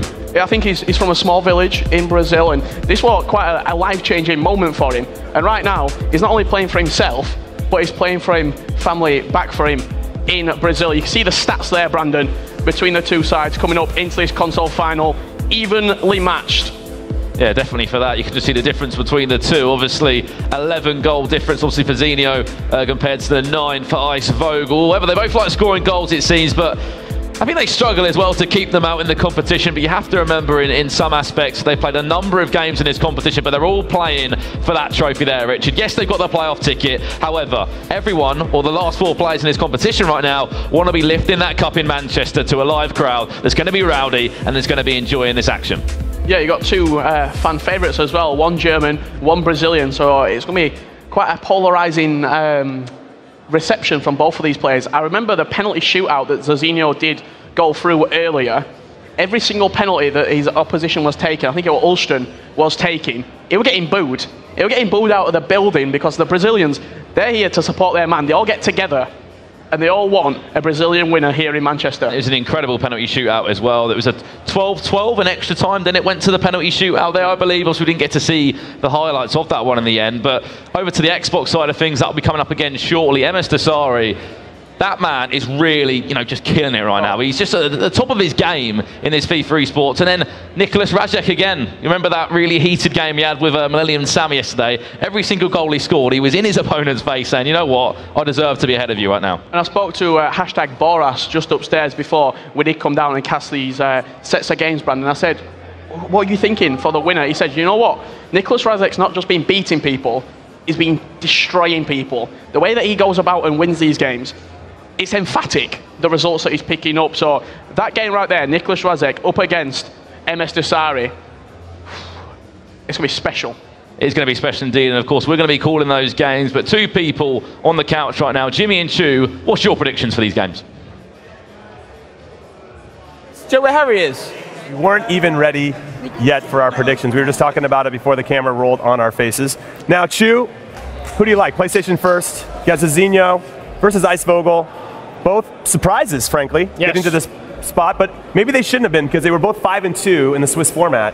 So they both had pretty good runs against good competition along the way, and obviously did the business of the knockout rounds. Is there one that's standing out more than the other for you? I'm going to go with the Iceman, Ice Vogel. I think a lot of luck has been going his way. I know he had that one game against Nicholas where he got that lucky deflection to go through, but it's been going the Iceman's way. I'm going to go with him. You know, I picked Nicholas to win it all. That's true. So I wanted Ice Vogel, and you just took my pick. I'm going to go with Zizinho. I'm going to go with the Brazilian. I think he's got something about him. He's making the big plays when it matters. He's both offensively and defensively. They didn't get to play against each other. That's true. Now, in the other semifinal, Dasari versus Rasic, they did get to play against each other in the Swiss format. Dasari won that 3-2. So they'll have a little previous history from this competition. These guys have not played against each other. But there is one opponent that they both played against, and that was Mitchell Decibel. Now, Zizinho beat him 8-1, yes, whereas Ice Vogel only beat him 5-4. So I feel like Zizinho might have a little bit of the edge. That's a good way of looking at it. Yeah, I like that. That's my rationale. Yeah, and then in the other semifinal, who do you like? Dasari versus Rasic. Well, so I've got this thing in making predictions on air. I always get them wrong. So I would say that Rasic will win because I'm hoping that Dasari wins because I know his fan base, they're ridiculous. Shout out to them on Twitter. They love this man, and I don't want to see him let them down. I'm going to go with you, even though you picked Rasic. I'm going to go with Dasari as well. He's been a cool customer throughout. He took down the very hot goal machine and not just took him out, but like decimated him. Killed his spirit. 8-2 it was over 2 legs. Goal machine was taking out everybody. Took out Tex. He took out Tass. He took out everybody. Or took out Gorilla, excuse me. So, you know, he's taking down some big names. Dasari's like, yeah, I don't have a problem with that. I got it 8-2. Dasari is incredible. I mean, the one thing I've learned that a lot of people say about a lot of his opponents say is that he comes at you from so many different angles. It looks like he's controlling 5 players at the same time when it comes to putting defensive pressure on you. So he might trap you in your own half, force a mistake, and then you're picking the ball out of your own net. All right, well, we're done with our predictions here. We want to see the real games and see what transpires. Now let's throw it back to the casters at the desk. Guys? Thank you very much, Jimmy and Chu. And you heard it there. Bit of you know, I like this player, I like that player. You know, they've got a lot of support, these guys. Obviously, you know, MS Desai from Saudi Arabia. We saw ESWC, another FIFA E-World Cup qualifier there. But obviously, before we jump into this game, you know, there is majors, you could say, in this qualification period. Obviously, you've got Manchester here, you've had Barcelona back in January, but they're not just the qualifiers to get to the playoffs later on this year, are they? Yeah, you've had league qualifiers, looking at the E-Divise, the Orange E-League in France. You also got the J-League, which I don't think it's started yet. It hasn't yet. It hasn't. Obviously, you know, those playoffs will be coming up soon. We don't know when they are, whether they're June, July time, and you know, 128 players will be there. That's all we know at the moment. 64 each console, and the only way you can get there is through tournaments. You can't get there online unless there is one way you can get there online. There is a last chance qualifying weekend that is yet to still be announced of the exact weekend of that yet. And then you've also got the individual competitions such as ESWC, which we saw last weekend in Paris, where #Aggie on the PlayStation side of things and FUTWiz Dubsy on the Xbox side of things secured their playoff place. Before that, Brandon, we were privileged enough to be commentating over the V4 Gaming Festival. 4 countries took part, and 2 people came out on top over there in Budapest as well. Yeah, Gabini, obviously the Hungarian, and then Rip Torek, who played here, in fact. And there was a number of players who did feature over there. Obviously, got Molnar Garbo, he calls himself the Hungarian beast. So, you know, there's a whole world of FIFA out there. You know, there's qualifiers, I believe, a number of them with ESL as well. You've got Spanish qualifier coming up. You've got, actually, the La Liga, in fact. You've got, you know, the German one. We've just seen German Championship. Siam won that. Icevogel came second. Tournament over in Argentina as well, Brandon. Yeah, the TYC Argentina, I believe. That one's coming up next weekend. Nicholas probably will be playing in that one, you've got to say, and I think it's open just to the Americas region, so there'll be a number of Brazilians competing in that one too. But, you know, there were 16 spots here. That's why there's such a, you know, big viewership over at this event right now. But, you know, without further ado, Richard, let's jump into our first console final now. It's not the COS console final yet. It is the PlayStation 4 final between Icevogel and Zizinho, a German up against a Brazilian right now. You could say both players that coming into this tournament, you wouldn't have said they're going to be at this level, would you? This tournament has provided everything. Upsets, goals, I've said it a number of times, shocks. People have dropped out this competition that you wouldn't have expected to. But as a neutral in this FIFA scene, you love seeing an underdog. You love seeing an underdog come all the way to the top and really put their name on the pedestal, you could say, and take their place on top of the pile, on top of great FIFA players. And over the weekend there's been no one better than these two, you have to say. There's been people who have gone unbeaten, such as Nicholas, but then in the end Icevogel was the one to dethrone him. Well, as you know, the same situation throughout this tournament. We started on Friday with Swiss-style games, round 1 to round 7. Each game is a 2-legged one. However, it's still 2-legged here in the cross-console. Well, I'm getting so carried away. I'm just looking forward to this cross-console final, the big final. Obviously, F2 Techs won that back in Barcelona. Nicholas was the runner-up there. However, those two are out of the competition right now. It's new faces at this level, and it's basically a time for someone else to shine. Yeah, and the first thing that's really caught my eye is Zizinho wearing this yellow strip, and the referee's in a nice luminous green number. He's camouflaged him with the pitch, you could say, with the green jersey and socks. However, it will be Zizinho from right to left. Early on chance now for him. That one's blocked by Sergio Ramos.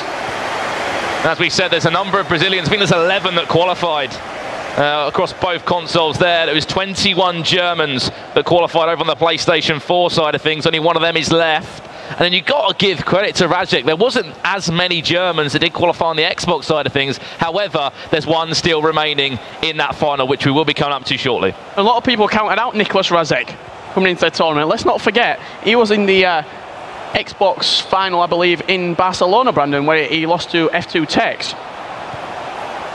You know, he's a really good player as well, and he seems to just thrive at these big events. I just don't know what it is. Maybe it's just the way, you know, you could say he plays there, but Zizinho right now, both of these guys have taken out big names from this competition. 5-4 win against Dito. Zizinho did beat him in that last round, the semi-final, you can say. And then obviously Icevogel, his last 2 games, obviously Nicholas, he beat him 4-3. And then funny enough, he beat Maestro before that 4-3 as well. So it's not always convincingly, these wins, but as we know, Richard, a win is a win at the end of the day. He gets the job done, and the only stat that people will look at the end of the game, after the 180 minutes of action, have finished is in the top left corner. Goals win games. And they'll be hunting for a goal right now as he comes in with Ronaldo. Oh, lovely hill-to-hill ball roll inside. Tried to finesse that one, and David De Gea called into action for the first time today. Yeah, went for a low during at the near post there, did Jorginho. He scored a very similar goal against Dito in that game, which did finish 5-4 in the semi-finals. So it's clearly something that he does like to do, that near post, low-driven shot after cutting inside with a right footer. And whether it's, you can see the badge that Eisvogel has got just below him on the left-hand side of the screen, but whether that's a kingfisher, obviously Eisvogel means kingfisher or bird on something on those lines in German there. And what a story this man has had. He's been in our radar for a long time. Before even the February qualifying month, he was, hitting out 40-0s, qualified on the Challenger Series online with Gfinity, competing in there, still in there, got drafted by Team Envy. Obviously plays for Stark Esports. And at the moment, he's just a gift that just keeps on giving. And I said, do you think that playing in the Gfinity Elite Series has helped him? Playing at an event weekly, you get the time to analyse your gameplay after the week. You get time to atone for the errors, you could say, that you did have the week before. But also playing in an environment where it is a high-pressure situation. It's a best-of-1 game. And you're not only playing for yourself, but you're playing for a franchise. You're playing arguably for one of the biggest franchises in the Gfinity Elite Series, Team Envious. So their first time in FIFA, a massive esports organisation. It's great to see more and more get involved. And I was talking to him earlier, in fact, Rich, and I said, do you think you can go and win it? He went, you know what, maybe why not? Why can't I win it? It's Jorginho now, Kante with a shot. Probably wouldn't put all your trust in that man. But the Frenchman does register a shot for the stats. And he also said, Richard, as well, I said, Nicholas, what did you do against him? He said, I tried to control that game. I tried to control possession because that is what Nicholas wanted to do, because Nicholas is unpredictable. Yeah, unpredictable, a great way to describe it. Eisvogel's put in a very, very good, mature performance. Oh, this is a chance early on, somehow blocked or saved. David De Gea, I believe, just got the hand on that one. It's going to be played short, recycled to the edge of the box. Don't be hitting it with Maldini. I'm sure we'll be seeing it recycled again into Kante, into Messi. He wants to open on the left foot. That is very fortunate and superb defending from Marceau just to get in the way of Messi and say no thank you. Got his body in between the man and the ball and just saw it out of play. Another short corner from Eisvogel. Get it away, clear that ball. Drag back there, that was dangerous there from Vieira. He just done enough. Oh, an interesting effort to goal as well. Yeah, just dove in there. We've seen a few slide tackles like that where you've got to question the thought process, because if you dive in with someone like Vieira, he gets sent off. Not only have you given away a penalty and a red card, but it's a red card to arguably the most important player on the team, Patrick Vieira. A lot of people say he's the root to the team. Jorginho now, look at the space, look at the time. Was he offside? I don't know, I have a feeling he's offside by the smile there of Eisvogel. Or not? I think Eisvogel has broken the deadlock. 1-0 for that man from Germany. And he has, playing in the FC Dallas kit there. Ruud Gullit of all people just stepping up out the blue. And just to reference that point you were saying, Richard, obviously back in Barcelona, yes, it was F2 Tex that did beat Rajak really late on. So obviously the winner there went all the way to pick up that crown in Barcelona. F2 Tex, he still put on a show here in Manchester, but just didn't get all the way to the area that he would have wanted to. Still, brought out the skills as we know he can, but unfortunately he's not in our last four. Instead, it's Jorginho up against Eisvogel on the PlayStation 4 side. And then surely it'll be MS Desari up against Nicholas Rajek from Germany. You saw the stats there in the top left corner, 60% possession for Eisvogel. Maybe he's going about this game the same way that he did go about tackling Nicholas, keeping the ball, not letting him have a lot of opportunities to come forward at him. We talked about Nicholas's performance in that game, about this game the same way that you could tell that Eisvogel got under his skin a little bit. It was kind of one of them, wasn't it, where Nicholas just didn't know how to react. It was just constant attack after attack after attack, and you can see both players that are looking very composed still right now. But Jorginho, don't write this man off. Jorginho beat Dito, Richard. On paper you'd be thinking Dito, he's in his his club's, you know, hometown there of Manchester City. Obviously, it would have been a perfect story. I spoke to his manager, obviously not Will from Manchester City, his own personal, you could say, agent that a number of players do have, and he said this is just such a special tournament for him. If he can go and win it at the big stage, it would just make everything, you know, just like the fairy tale, you could say. Well, the fairy tale wasn't meant to be, and it's going to be a fairy tale for one of these two players. The winner of this two-layer game will be your PS4 champion here in Manchester. Ice Vogel, what a story he has had so far. The gift that just keeps on giving right now from Germany. Here he comes through, Ronaldo! And he's 2-0 up. Just like that, makes it so easy. Ronaldo doubles his lead straight from the second half. Getting underway. Low-driven shot with Cristiano. Got quite fortunate for the ball to bounce to him in that area, but he made no mistake from close range. And if you give that man a metre, he will take a mile, literally. Not just Ice Vogel himself, but Cristiano Ronaldo. We know what that foot item can possess in those certain areas going forward. And now Zizinho, yes, he's still got a second leg, Richard. Of course he has, the Brazilian. And I'm sure we know, he said he's being supported by a small town in Brazil, as we knew back in Los Angeles last year as part of that FIFA Interactive World Cup qualification method. Obviously, the FIFA E World Cup now this year. Everyone is trying to get a place in those playoffs, and at the moment, Zizinho is 2-0 down. 2-0 down, and not really had any sort of way of getting back into this game. You can see here just very, very mature play from Ice Vogel, keeping the ball in really good areas and just recycling it over. And a 4-2-2, obviously the formation of choice there for Ice Vogel. We've seen it a little bit more, haven't we, recently, the 4-2-2. What do you think it is about that? Just, is it because, one, you still get your two CDMs and they can, you know, just dominate that back four, or is it just, I don't really know. What do you think it is? I think you get the two CDMs who can just patrol that area, but different to the 4-2-3-1. You've got two people to play up top with. A lot of the goals that we see players scoring is from L1 X passes, so it's the give and goes, quick give and goes in and around the box, and then you've got your two centre attacking mids who can constantly keep overlapping, especially if you've got a player like 95 Pele, 93 Thierry Henry in that area with the low-driven shot across the goalkeeper. The percentage of that going in, very high. With a 4-2-3-1, you're going to be shooting from more of a wide angle. Yep. And also it gives you the chance, if you are playing wide with those cams, if you put an Omri there, or a Hullet on the right side, as you did mention, you can cross it. You know, Marcelo's got an unbelievable crossing stat if you want to go that attacking with him. Back post, we've seen it a number of times right now when Hullet can leap up above the rest. Ramos will go into the book for Ice Vogel, but more of just a case of breaking up the play for him. That team of the year, Sergio Ramos item, what a card he is in the game. He can pretty much play anywhere. 96 short passing that man does possess. Enables him to play out from the back. You would be surprised, you know, you're thinking what a 5-yard pass is one of the more simplest jobs for a pro player when they're playing the game of FIFA. But the amount of times you see people give away possession in those areas, you would honestly be surprised. How many times do we see people trying to play out from the back, giving it straight to the attacker, and then they concede a goal? You get into habits, and if you get into the habit of pressing X or pressing A out of defence, it's very hard to break that.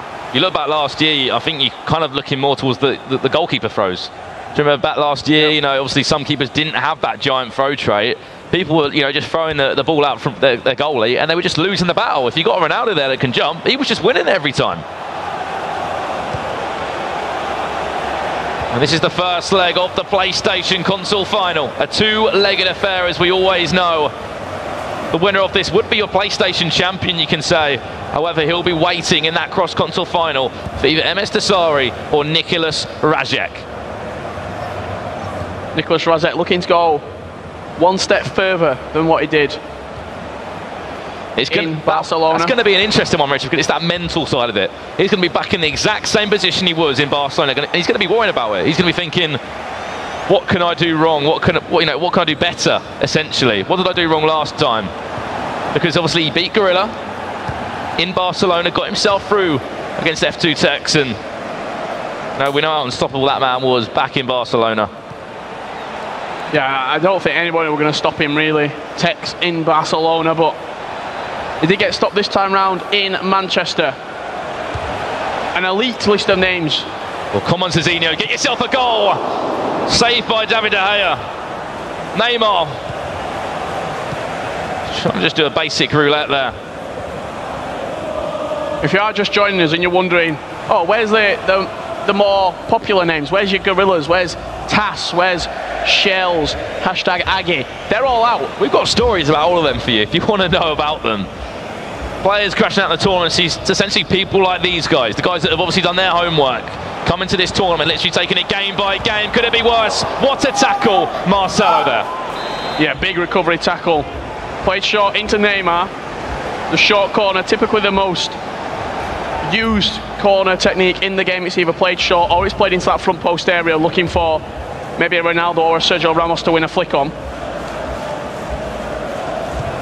And it will be Neymar just to switch the play there in a very unfamiliar left back position, you could say. Oh, lovely triangle there, obviously, from Pele into Hullet, nearly into Ronaldo. Look at the chance, look at the space. David De Gea, the timing of that. Bringing out the keeper, just pressing triangle, Richard, it pays all the difference. Yeah, just played a little bit too late then for Icevogel, looking to take his lead to 3. Good tracking from Sergio Ramos on that occasion. This could be a chance. Oh, lovely idea there. Referee! No! Played the ball. You can just see the disappointment in his face as well. But 2-0, yes, okay, it's not great on paper, but in FIFA, it's easy to bring back. Get yourself a goal. Set this up for a proper tie. Maldini knew nothing about that one, Richard, but when they've got the stats they do possess, they will be in the correct positions at the right times as well. Yeah, the things like interceptions, marking, stand tackle, slide tackle. It's almost, when you're not controlling them, they're the stats that matter when you're looking at an interception, or things like aggression, attack positioning. When it's the AI controlling the players, that's when those stats really do pay the difference. A little chip out the back there. You're Icevogel right now.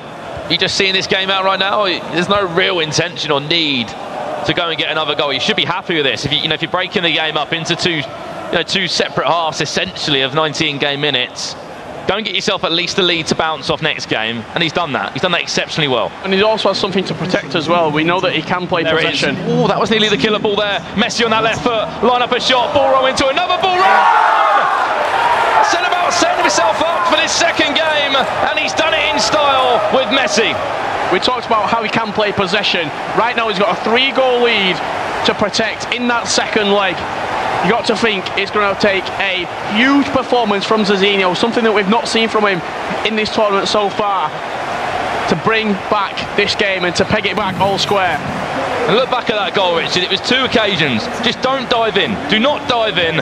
2 simple ball rolls. You know which way he's going to go. Messi on that left foot is deadly, as we know. He won't go on the right foot. He hasn't got the weak foot for it. Ah, nearly there. And there goes the full-time whistle in that one. Richard could say part 1 of this final is complete, and it's 3-0 right now to Icevogel. You thought 2-0, there could be a comeback. 3-0 now. There's a job on this man's hands. Yeah, it's a big, big mountain right now for Zizinho. Has he got it in his locker to turn this game around? He's had some massive results, granted, in this tournament so far, but in the final, I feel as though it's a different vibe almost. It's like now or never. Even though you're so close, yet you're so far.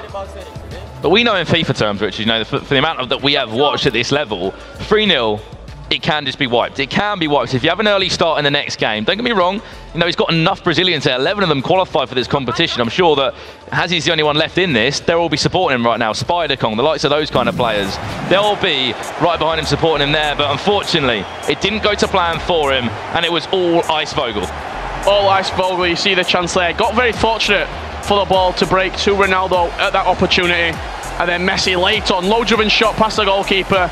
De Gea helpless in goal. If you're thinking about Zizinho right now, you're trying to pick up a game plan. What do you need to do? I think if he does have kick-off in that first half of the second leg, try and get something straight away. Try and get back into the game. Give yourself a little bit of hope, something to work towards. Because if you're going into half-time, still 3-0 down, got to think it's just not going to happen for you. Oh, however, we did catch up with that man that is currently trailing 3-0 ahead of this big game. Over to Cezinho. Feeling good about my gameplay this weekend, and I hope to keep calm into the finals so I can do my best again. Yeah, it feels so good to have my friends around here. They are always supporting me on the backstage and here too, so I feel more confident with them near me. Well, you heard it there from him. I said about there's 11 Brazilians here. They can easily go and give him some tactical advice. What's he doing wrong? They can see, well, there's another 10 of them there to just look at what he's doing wrong, whether it's his finishing, whether he's panicking in certain situations. Surely that's going to be a help for him. Well, can't exactly give him tactical advice because you're not allowed to have a coach on the stage with you, but they can get behind him. I'm sure through them Turtle Beach headsets, if they really do start making some noise, they will be able to make an impact on this game. I keep going back to it, but it's a perfect example. Ziggo battle last year, Brandon. It was the grand final. It was in Amsterdam, and it was Ajax Danny, the player homegrown from Amsterdam. He was in the grand final, and the fans were completely behind him. They were booing Tas when he came out. Danny went on to win the game over 2 legs against Tas, who at that point was one last year, probably the best player around on Xbox at the minute. I see what you're saying there, obviously. Of course, we are playing in England right now, and you know, there is no English players, unfortunately, in the last 4 here, but, you know, there's some unbelievable talented players, and if you've got 10 Brazilians right there, you can hear them chanting right now for him. You can hear it behind him. You can imagine every single goal that will go in, they'll make a little bit of noise. They'll give that man some more confidence, but it's game on for Cezinho right now, the Brazilian that's travelled miles to come here. 3-0, he is down. An early start could be massive. Just finesse it to the left, or the keeper's left-hand side. Went for the low driven. We talk about repetition. That's the thing that the pros do. If they get in their mind that this shot is the best shot to do in every situation, it's very hard to break out of them trends when you play thousands of games. Oh no, it could be worse for this man now. Icevogel. Oh wow, that's superb play. He could have shot on the first time. He could have shot on the second time.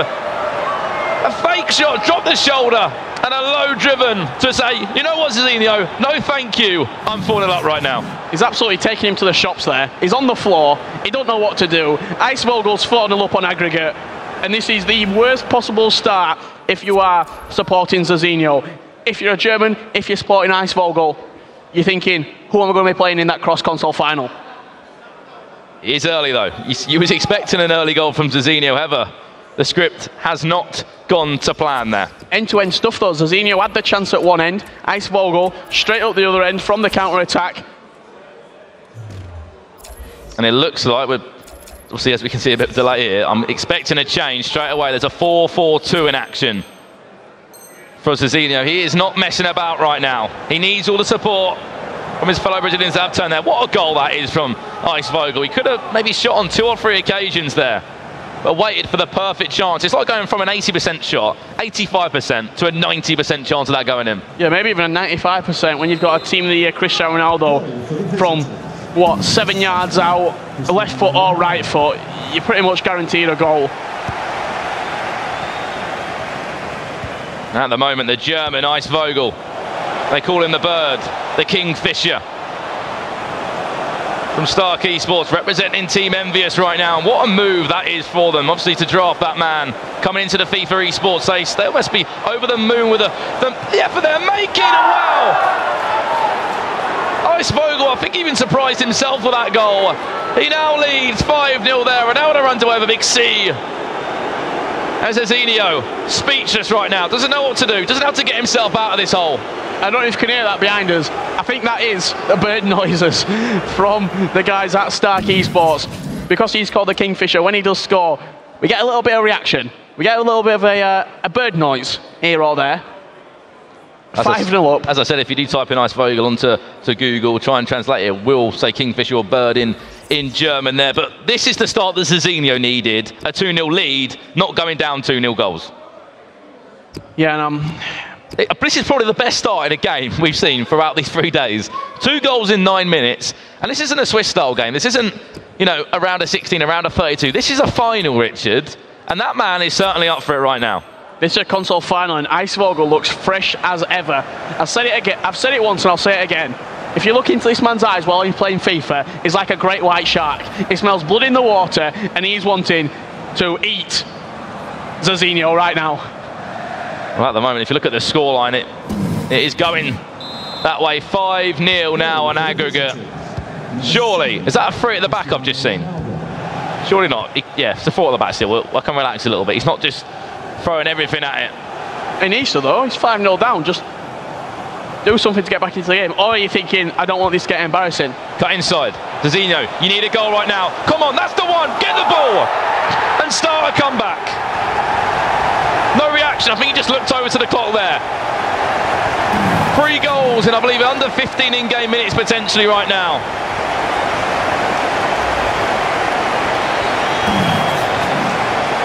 And here we go. Look, 12 minutes on the clock, Richard. I'm pretty sure these guys need to be careful because their pauses will be running out very soon. Yeah, that's definitely something that could happen. 5-1 the scoreline. 13 minutes gone in this game. The way that Eisvogel's playing right now, I find it very hard for Zizinho not to concede. Just the way that Eisvogel, every attack that he has, seems to produce either a golden opportunity or a goal. Well, it's a difference now, isn't it? Because obviously Eisvogel will be playing as normal. Zizinho will be taking more risks. He'll be playing a more attacking tactics, obviously. You know, the player instructions, they might be a lot different. There might not be as many people sitting back while attacking. So there's always going to be that risk, but you have to take them. It's one of those we always talk about. Would you rather lose, what, 8-1 and go for the game, or sit back and just, you know, stay at this scoreline? You have to go for it. You have to go for it, especially in a console final, when you've got everything to play for. Zizinho, can you make something special happen? He's still a long way, don't get me wrong. However, if he can get 2 goals before half-time, 5-3 on aggregate, sets himself up for 2 more goals. I'm just trying to write a draft script here. I'm not saying it's going to go that way. I'll tell you what Eisvogel's going to do. You're writing that draft script. Eisvogel's wanting to rip it up. With another goal. We shall see how this game goes. Obviously, this is the second leg. We've still got the Xbox console final to come between MS Dasari, the Saudi Arabian, versus Nicholas Rajek. And as I think the guy said on the couch, all these guys that are in the console finals went 5-2 in games, Richard. 5 wins, 2 losses. They've all tasted a loss at some point in this competition, but they got it out of the way early. They got that loss out of the way early. And it just shows that you don't have to be flawless in qualifying, no matter how you get through. It's all about getting those 4 wins. And then, because it's over a longer format as well, this tournament, it's over 3 days, you have to almost... You can't peak too early, Brandon. You have to be able to play and get better as the weekend goes on. It's very hard to stay at a consistent level throughout the weekend. You see players dip their form, peak their form like a roller coaster. Look at Nicholas. He was going up and up and up and up and up, and we thought he was going to win the tournament. Eisvogel, do not crash any Brazilians' dreams right now. Somehow, he just about defends it. This guy, well played there, Maldini, superb. Just got in the way there, blocked the run of Ronaldo. What a player that 94 prime Maldini is. 86 pace, 96 defending on that man at the back. And as you said about the former players here, you know, if we go back to the Barcelona event before that, when the game came out in September, it takes time to get to the top level in this game. You can see this now. This is why this kind of players are coming through the ranks right now at the highest level. Yeah, if you look throughout the year, you have players constantly evolving their play style, getting better at the game. Oh no, is it game over? What a save, David De Gea. Didn't know much about that one. Constantly evolving. Some people start strong, such as maybe like a Dax. Usually, first couple of months of the game, very, very solid. Some people end the year very strong. I'm thinking towards maybe an Ajax Danny comes into the last end of the year, maybe like June till September. That's his best form. That was it. He's just dragged back for no reason. Messi on that left foot, gets shot away. One more goal, maybe before half-time, and we could have a game on now. David De Gea pulls out a massive save, counter-attack down the other end, and look at the timing of that shot. If it was 1 second earlier, it would have been blocked by the defender. 1 second earlier, 1 second later, David De Gea might get out and spread himself very well to block that ball. 5-2 the scoreline. I'm not getting too ahead of myself, Brandon. You know I've written this script though, Richard. You know it's waiting to be printed if he can somehow pull it back. But Eisvogel, you saw him knocking on the door still of Zizinho. He wants to to ensure that he could just say no thank you, there's no comeback at all. But I tell you now, those Brazilians that are supporting that man, yes, they may have been out of the competition, some of them would have got a playoff place, but they'll be supporting this man. They want him to bring back the crown, or the trophy, sorry, to Brazil. A nice Vogel now, just trying to find a way through. Ronaldo, is he going to end the dreams of the Brazilians? A big save. That's 2 huge saves now from David De Gea in a very short space of time. You often say, sometimes when your goalkeeper is playing this well, it gives you a little bit more, because that's the one position that you don't have a lot of control over. And if that's going for you, maybe the players that you can control, maybe that can spark a little bit of a comeback for you. I like this though, relentless attacking from Ice Vogel. Will there be one more chance before half-time for Zizinho right now? There will be a minimum of 3 minutes. 3 added minutes at half-time. Keep the ball, make an attack, get yourself a goal before half-time. Well played, Ice Vogel by Maldini as well. Straight down the other end now. Somehow still in possession there. Pull it into Vieira. Messi. Ronaldo, he's got his bat to goal right now. Fakes to go left, fakes to go right.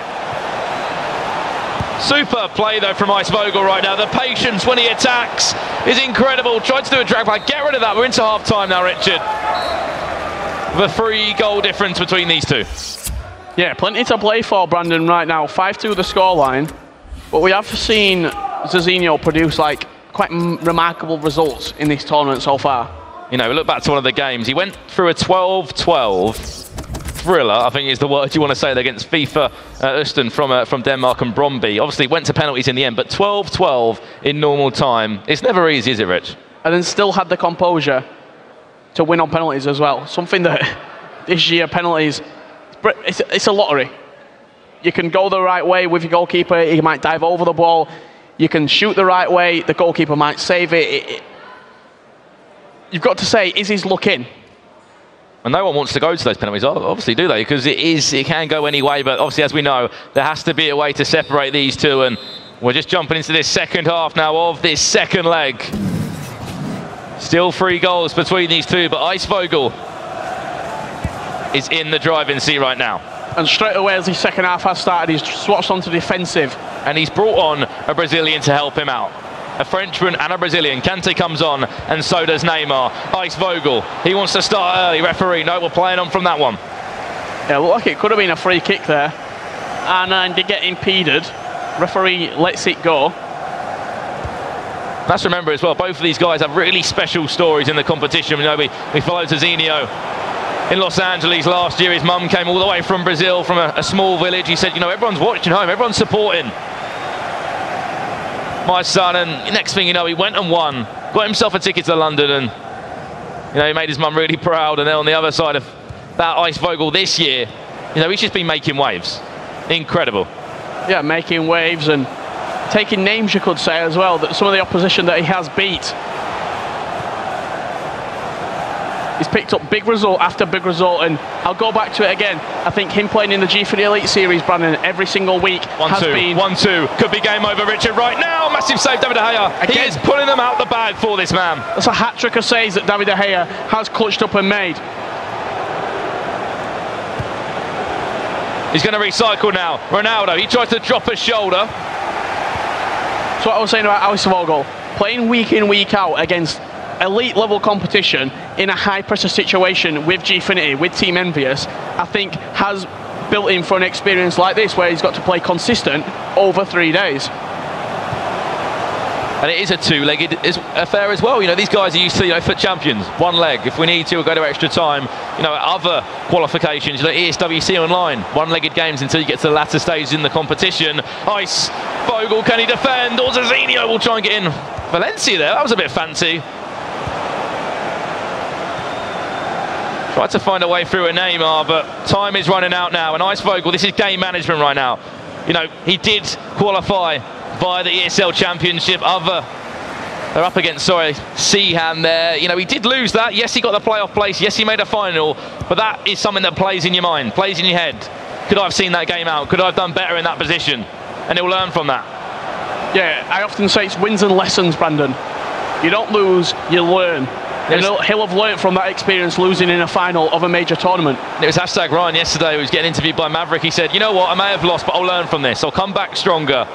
And that is the way you have to approach these tournaments.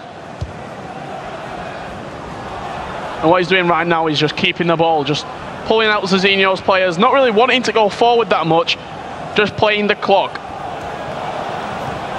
Slowing it down, keeping possession where Zizinho can't hurt him. Kante into Marcelo. And one more goal will just literally kill this tie, surely. I know it's far away anyway at the moment. Ronaldo there resolved it. That's even, you know, even cleverer for that man. So mature in the way he plays. Oh, maybe something special there. But look, wave after attack here.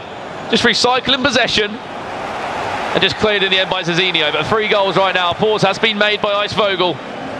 A tactical change, you'd think. One of the typical instructions, everybody, just stay in my half and defend for your life right now. Yeah, Ice Vogel's queued that pause for a little while now. Still not come in for him. And that time, I often say it's like an egg timer. It's been turned over for Zizinho and it's slowly fading away. Zizinho now, inside, Kante, Ronaldo, that touch. Sometimes it's just not your day. You saw the shake of the head there, heavy touch from Ronaldo. He's probably thinking, out of the 100 times where I've played that into him, this is the one time where he brings a heavy touch and messes up my opportunity to score a goal.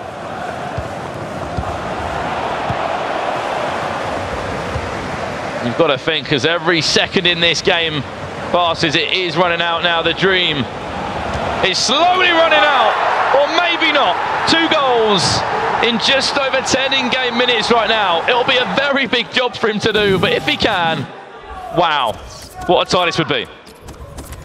Ice Vogel right now, switching into a 4-2-3-1, getting the 2 CDMs just to sit in front of that back 4, come back on defence for Messi, for Hullet.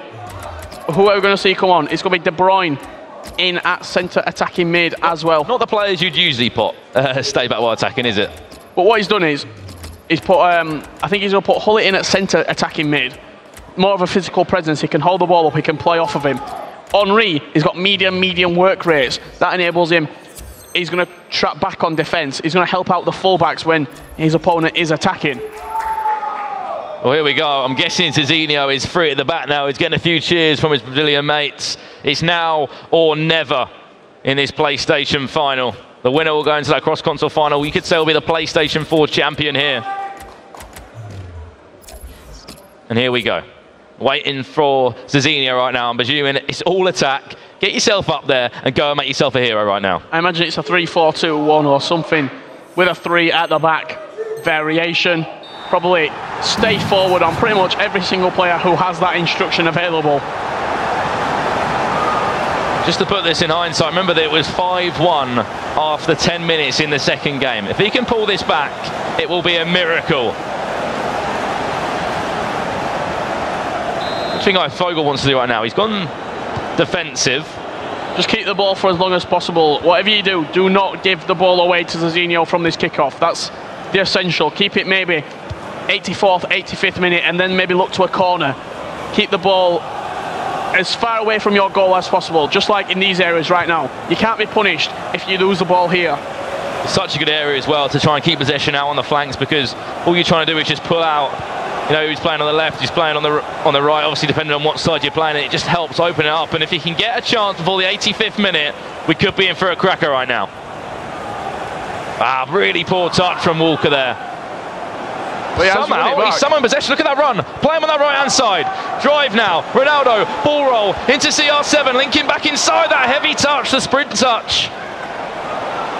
Solid defending from Ice Vogel and Marcelo, just to get in front of R9 on that touch. And very, very hard to high press in this game without getting caught out at the back. So Zizinho, he's probably got 100 aggression, 100 pressure on his players.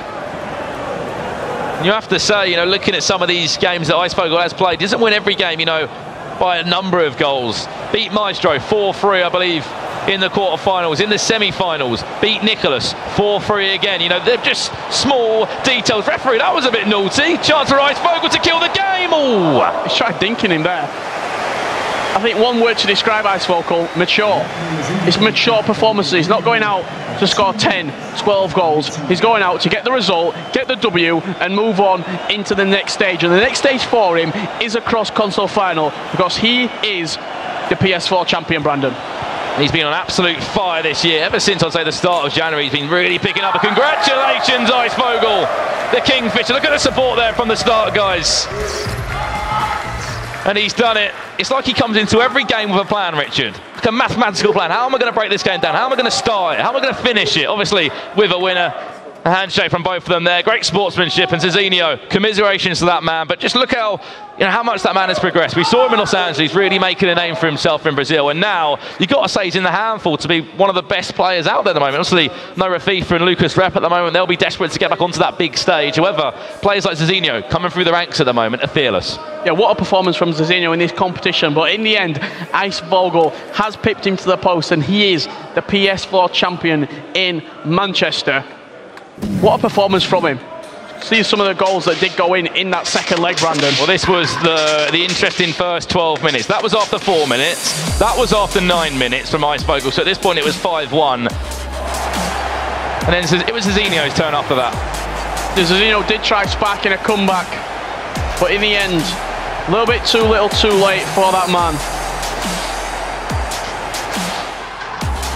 And even when we thought there might be a little bit of hope, edge of the box there, that was that chance for Zizinho, but unfortunately in the end he will crush out the tournament. Obviously, I think it was 5-3 in the end between those two, and it was just a 2-goal deficit between them, Richard. But as we know, still a number of games to come. Obviously, still an Xbox final and that big cross-console final. You know that big man, Icevogel, is waiting in there. We'll be back shortly for Mr. Dasari up against Nicholas Rajek.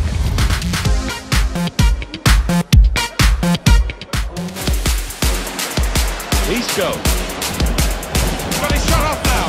A goal.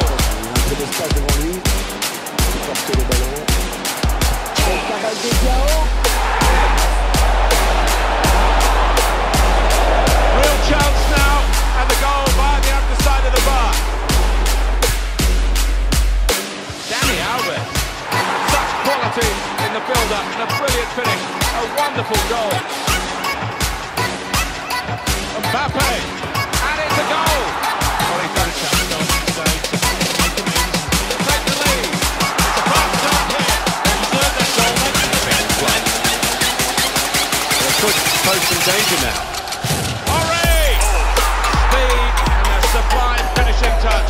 That's the Henry package. He's one of it's a clutcher. Two in front now. Griezmann. There's the equaliser, and a really good start to the game. It's always thrilling when both teams know that they can score in a match. Oh, what a fine goal! They lead by 2 now.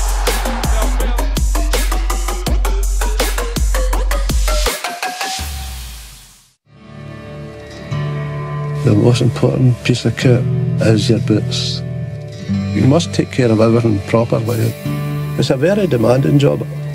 You get a lot of respect from the players. My name is John Clark. I'm the proud kitman for Celtic.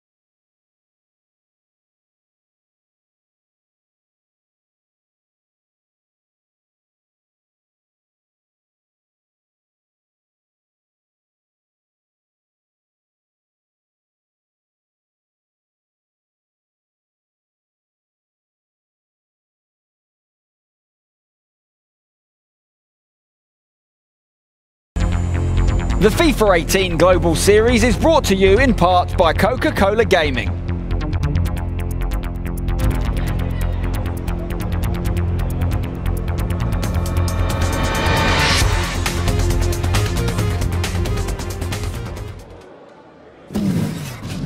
Welcome back, everyone, to the FUT 18 Champions Cup here in Manchester. I'm your favorite former U.S. men's national team player, Jimmy Conrad, and I've got the best seat in the house. I've got this couch, and I've got some friends. Mike LaBelle from the New York Red Bulls, Abdou Sarr, who is my favorite Frenchman. Used to be Antoine Griezmann, but you've taken over the #1 spot, my friend. Ready? Yes, you have. That was smooth. I know, it's a big honor. I like it's that. It's a big honor. Make me impressive. Yes. Nice You should hold that dear in your heart. It's nice. Now, we just saw an incredible console final. PS4, Eisvogel goes through.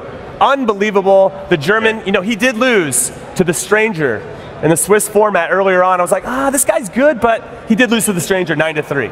Then, later on in the Swiss format, he lost to Damie. 12-9. He gave up a ton of goals. It's like, well, maybe this guy isn't for real. But then when he hits the knockout rounds, he's just cruising. He beat Nicolas, who I thought was the favorite to win this whole thing. He had a couple close encounters, but I feel like that tightness has allowed him to emerge as a victor, deal with some adversity in a positive way. And now we see him not only win the console final, but get to the grand final. What have you liked about Eisvogel's game? Well, it's definitely a good time to find your stride. And I think he does such a good job of finding the right pass in the final third, and that's much more difficult to do than it really looks when you're watching these guys, because everyone's chasing players back and they're cutting off some of the angles, and he's so good with the L1, or it would be the LB trigger, where you're doing a lot of quick turns side to side to get the right angles, to open up the lanes for the passes and the shooting. What do you think? Yes, for me, one of the best facts for Eisvogel, so he played his game, you know, so he just came to beat Nicolas, as we saw before, and on mortality he was very good, very impressive. So I want to congratulate Zizinho, because what he did today is very impressive, very amazing, but unfortunately it has been first of one of the best players of the day, so Eisvogel, who beat Maestro, who beat Nicolas, and it's just huge. Now, do you feel like when you're Eisvogel and you beat Nicolas, who everybody's talking about, we're talking about it here at the couch, they're talking about it at the desk, he's the guy, he's the favorite, you beat him, you're feeling like you're playing with house money. How much confidence would you have if you beat like the #1 seed? Confidence is definitely going up, and more importantly, your future opponents take that into consideration, that you beat the favorite with Nicolas. And I think that plays into their mental going into the match. Like, this guy might be really special. And if you play tentative in FIFA, you are never rewarded. All right, well, that was the recap of what just happened in the PS4 console final. Let's take a look at a recap of the whole tournament.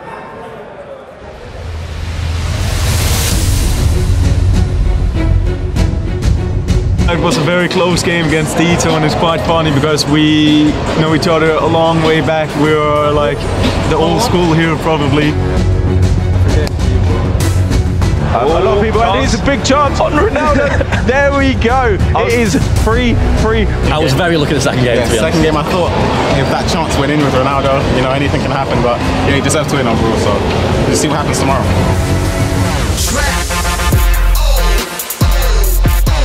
Yeah, with the result I am happy, but not with my performance. I think I played better yesterday, and this is the difficulty of the tournament because it's spread over 3 days.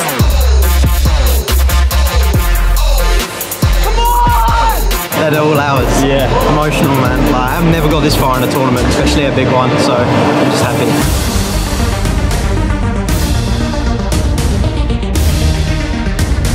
I came into the match knowing that DH6 was going to be a tough opponent, and I just try to play as best as I can and the way I like to play.